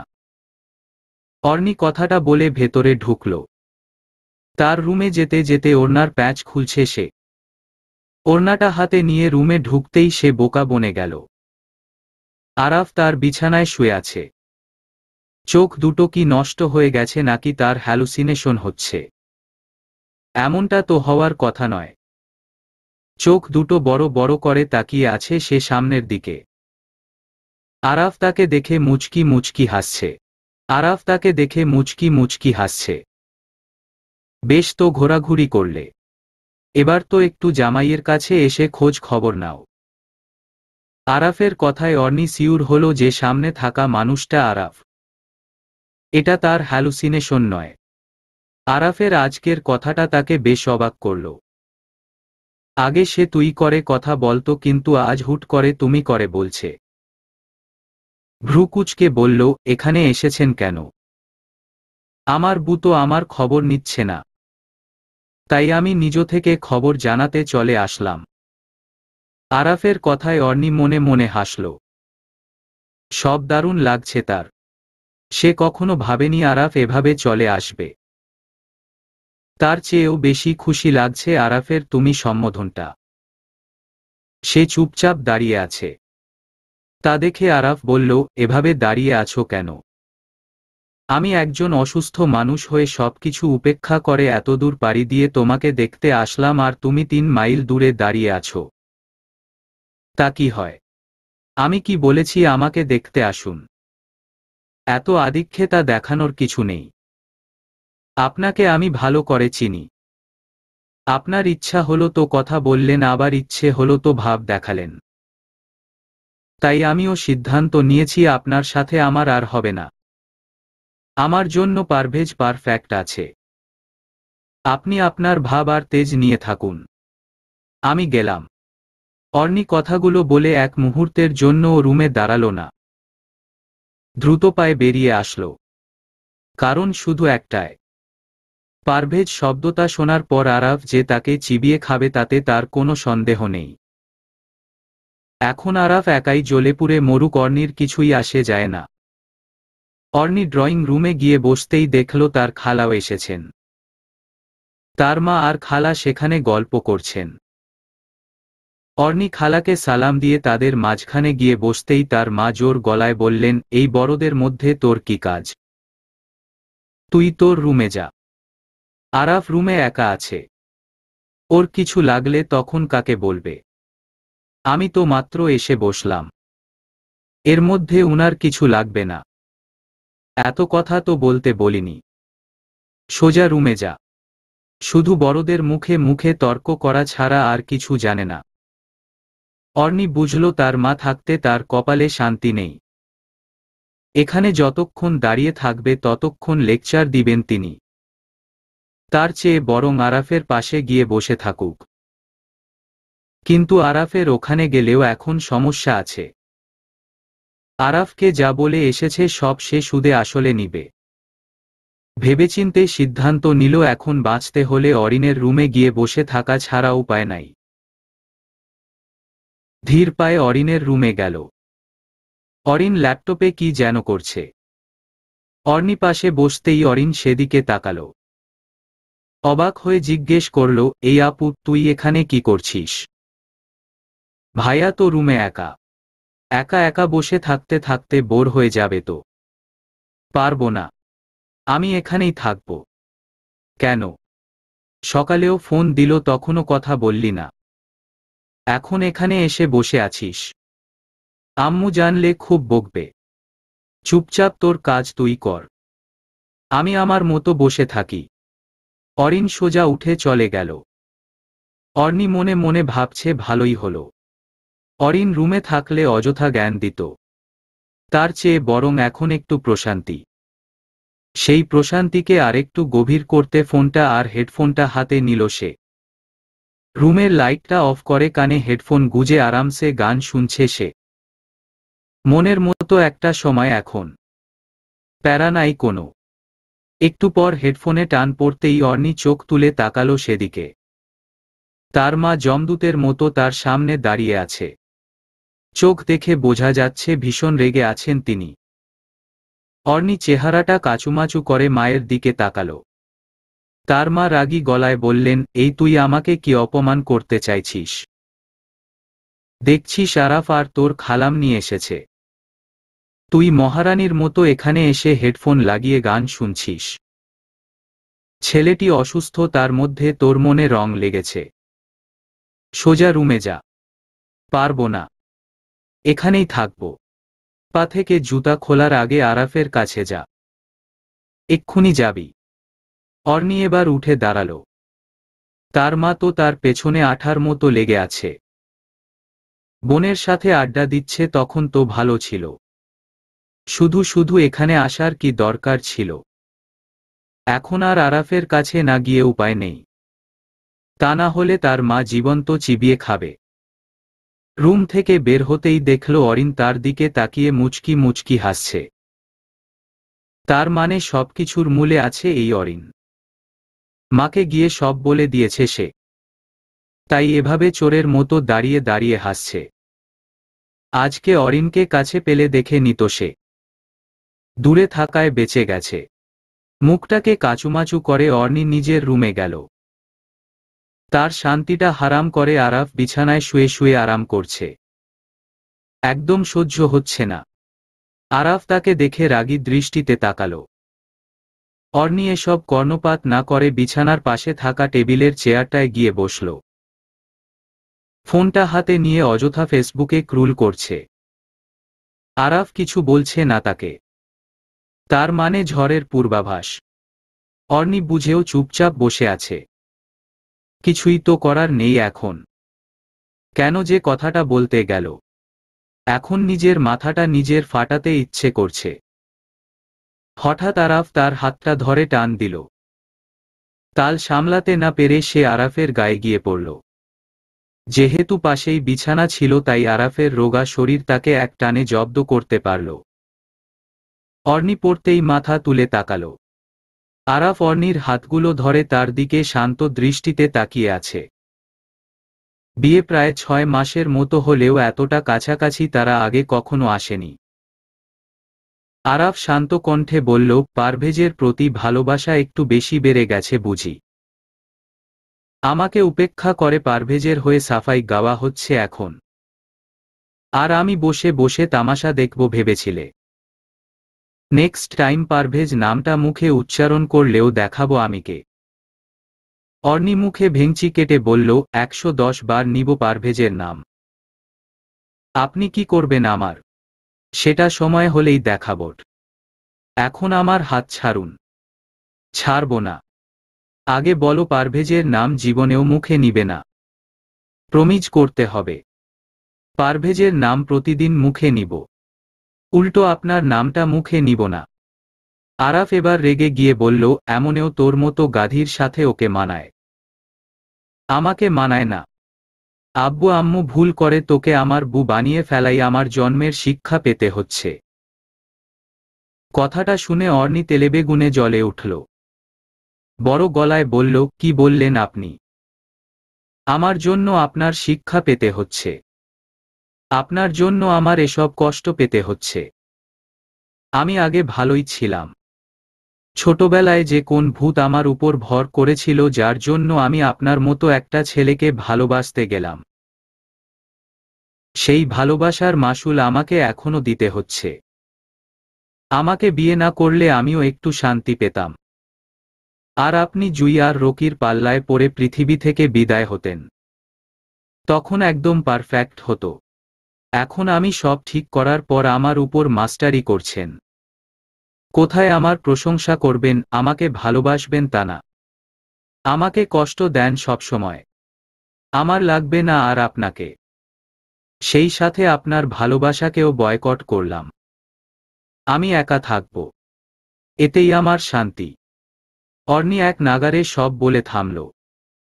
কথাগুলো শুনে আরাফ মুচকি হাসল। অর্নিকে আরেকটু কাছে টেনে এনে বলল, আমি তো ভালোবাসতেই চাই। তুমি নিজেই তো আমাকে ইগনোর করে পারভেজের পেছনে পড়তে গেলে। আমি কখনো পারভেজের পেছনে পড়িনি। আমার ভালোবাসা আপনার মতো 2 নম্বর নয়। এমন হলে অনেক আগে আপনাকে ছেড়ে চলে যেতাম। আরাফ আবারও হাসল অর্নির কথায়। সে খুব ভালো করে জানে অর্নি তাকে কতটা ভালোবাসে। অর্নিকে অবিশ্বাস করার ক্ষমতা আরাফের নেই। শান্ত কণ্ঠে বলল, নতুন করে সব শুরু করব। আমিও পারভেজের নাম নিব না কখনো আর তুমিও জুইয়ের নাম নিবে না কখনো। শুধু আমি আর তুমি। আপনাকে আমি বিশ্বাস করি না। একটু পর আবারও ভাব দেখানো শুরু করবেন। এসব মানুষ আমার চাই না। আমি ভাব দেখালে তুমিও আমাকে ভাব দেখাবে। ব্যাস কাটাকাটি। দেখো আমরা এসব বাড়াবাড়ি করতে গিয়ে কষ্ট হচ্ছে আব্বু আম্মুর। তাদের শুধু শুধু এক্সট্রা প্রেশার দিচ্ছি। আমাদের এবার ভুল পথ থেকে ফিরে আসা উচিত। এবার আমাকে ছাড়ুন। Deal final. তবেই ছাড়ব। কিসের ডিল? ভালোবাসার। অর্নি হাসল মনে মনে। কিন্তু মুখে কিছু না বলে আরাফ থেকে হাত ছাড়ানোর চেষ্টা করছে সে। আরাফ কিছুতেই হাতটা ছাড়ছে না। এবার আমার হাতটা ছেড়ে দিন। আমার অস্বস্তি লাগছে। হাত ছাড়ার জন্য ধরিনি। অস্বস্তি লাগলেও আমার কিছুই করার নেই। আগে বলো ডিল ফাইনাল কিনা। অর্নির আর কোনো উপায় নেই। রাগী গলায় বলল, আচ্ছা বাবা, ফাইনাল। এবার হাতটা ছাড়ুন। আমি বাবা নয় জামাই। বলবা, আচ্ছা জামাই হাতটা ছাড়ো। এই বলে আরাফ অর্নির কপালে একটা চুমু দিয়ে হাতটা ছেড়ে দিল। অর্নি সাথে সাথে উঠে বসল। আরাফের শেষের কথাটা শুনে তার খুব হাসি পেয়েছে কিন্তু হাসার উপায় নেই। বিয়ের দিনটা স্পেশাল ছিল তার কাছে। কিন্তু বিয়ের পর থেকে প্রতিটা মুহূর্ত যেন আরাফের জন্য অপেক্ষা। অপেক্ষা করতে করতে প্রায় 6টা মাস কেটে গেল। আজ যেন সব ধরনের অপেক্ষার অবসান। আরাফ এখন শুধু তার। সে তো কিছুই চায়নি। শুধু আশরাফকে জীবনের একটা অংশ করতে চেয়েছিল। আজ সে সফল। এই মুহূর্তটা সে খোদাই করে রাখতে চায় তার জীবনের ডায়েরিতে। আর সেই ডায়েরির একটাই নাম, অপেক্ষার বসন্ত। সমাপ্ত।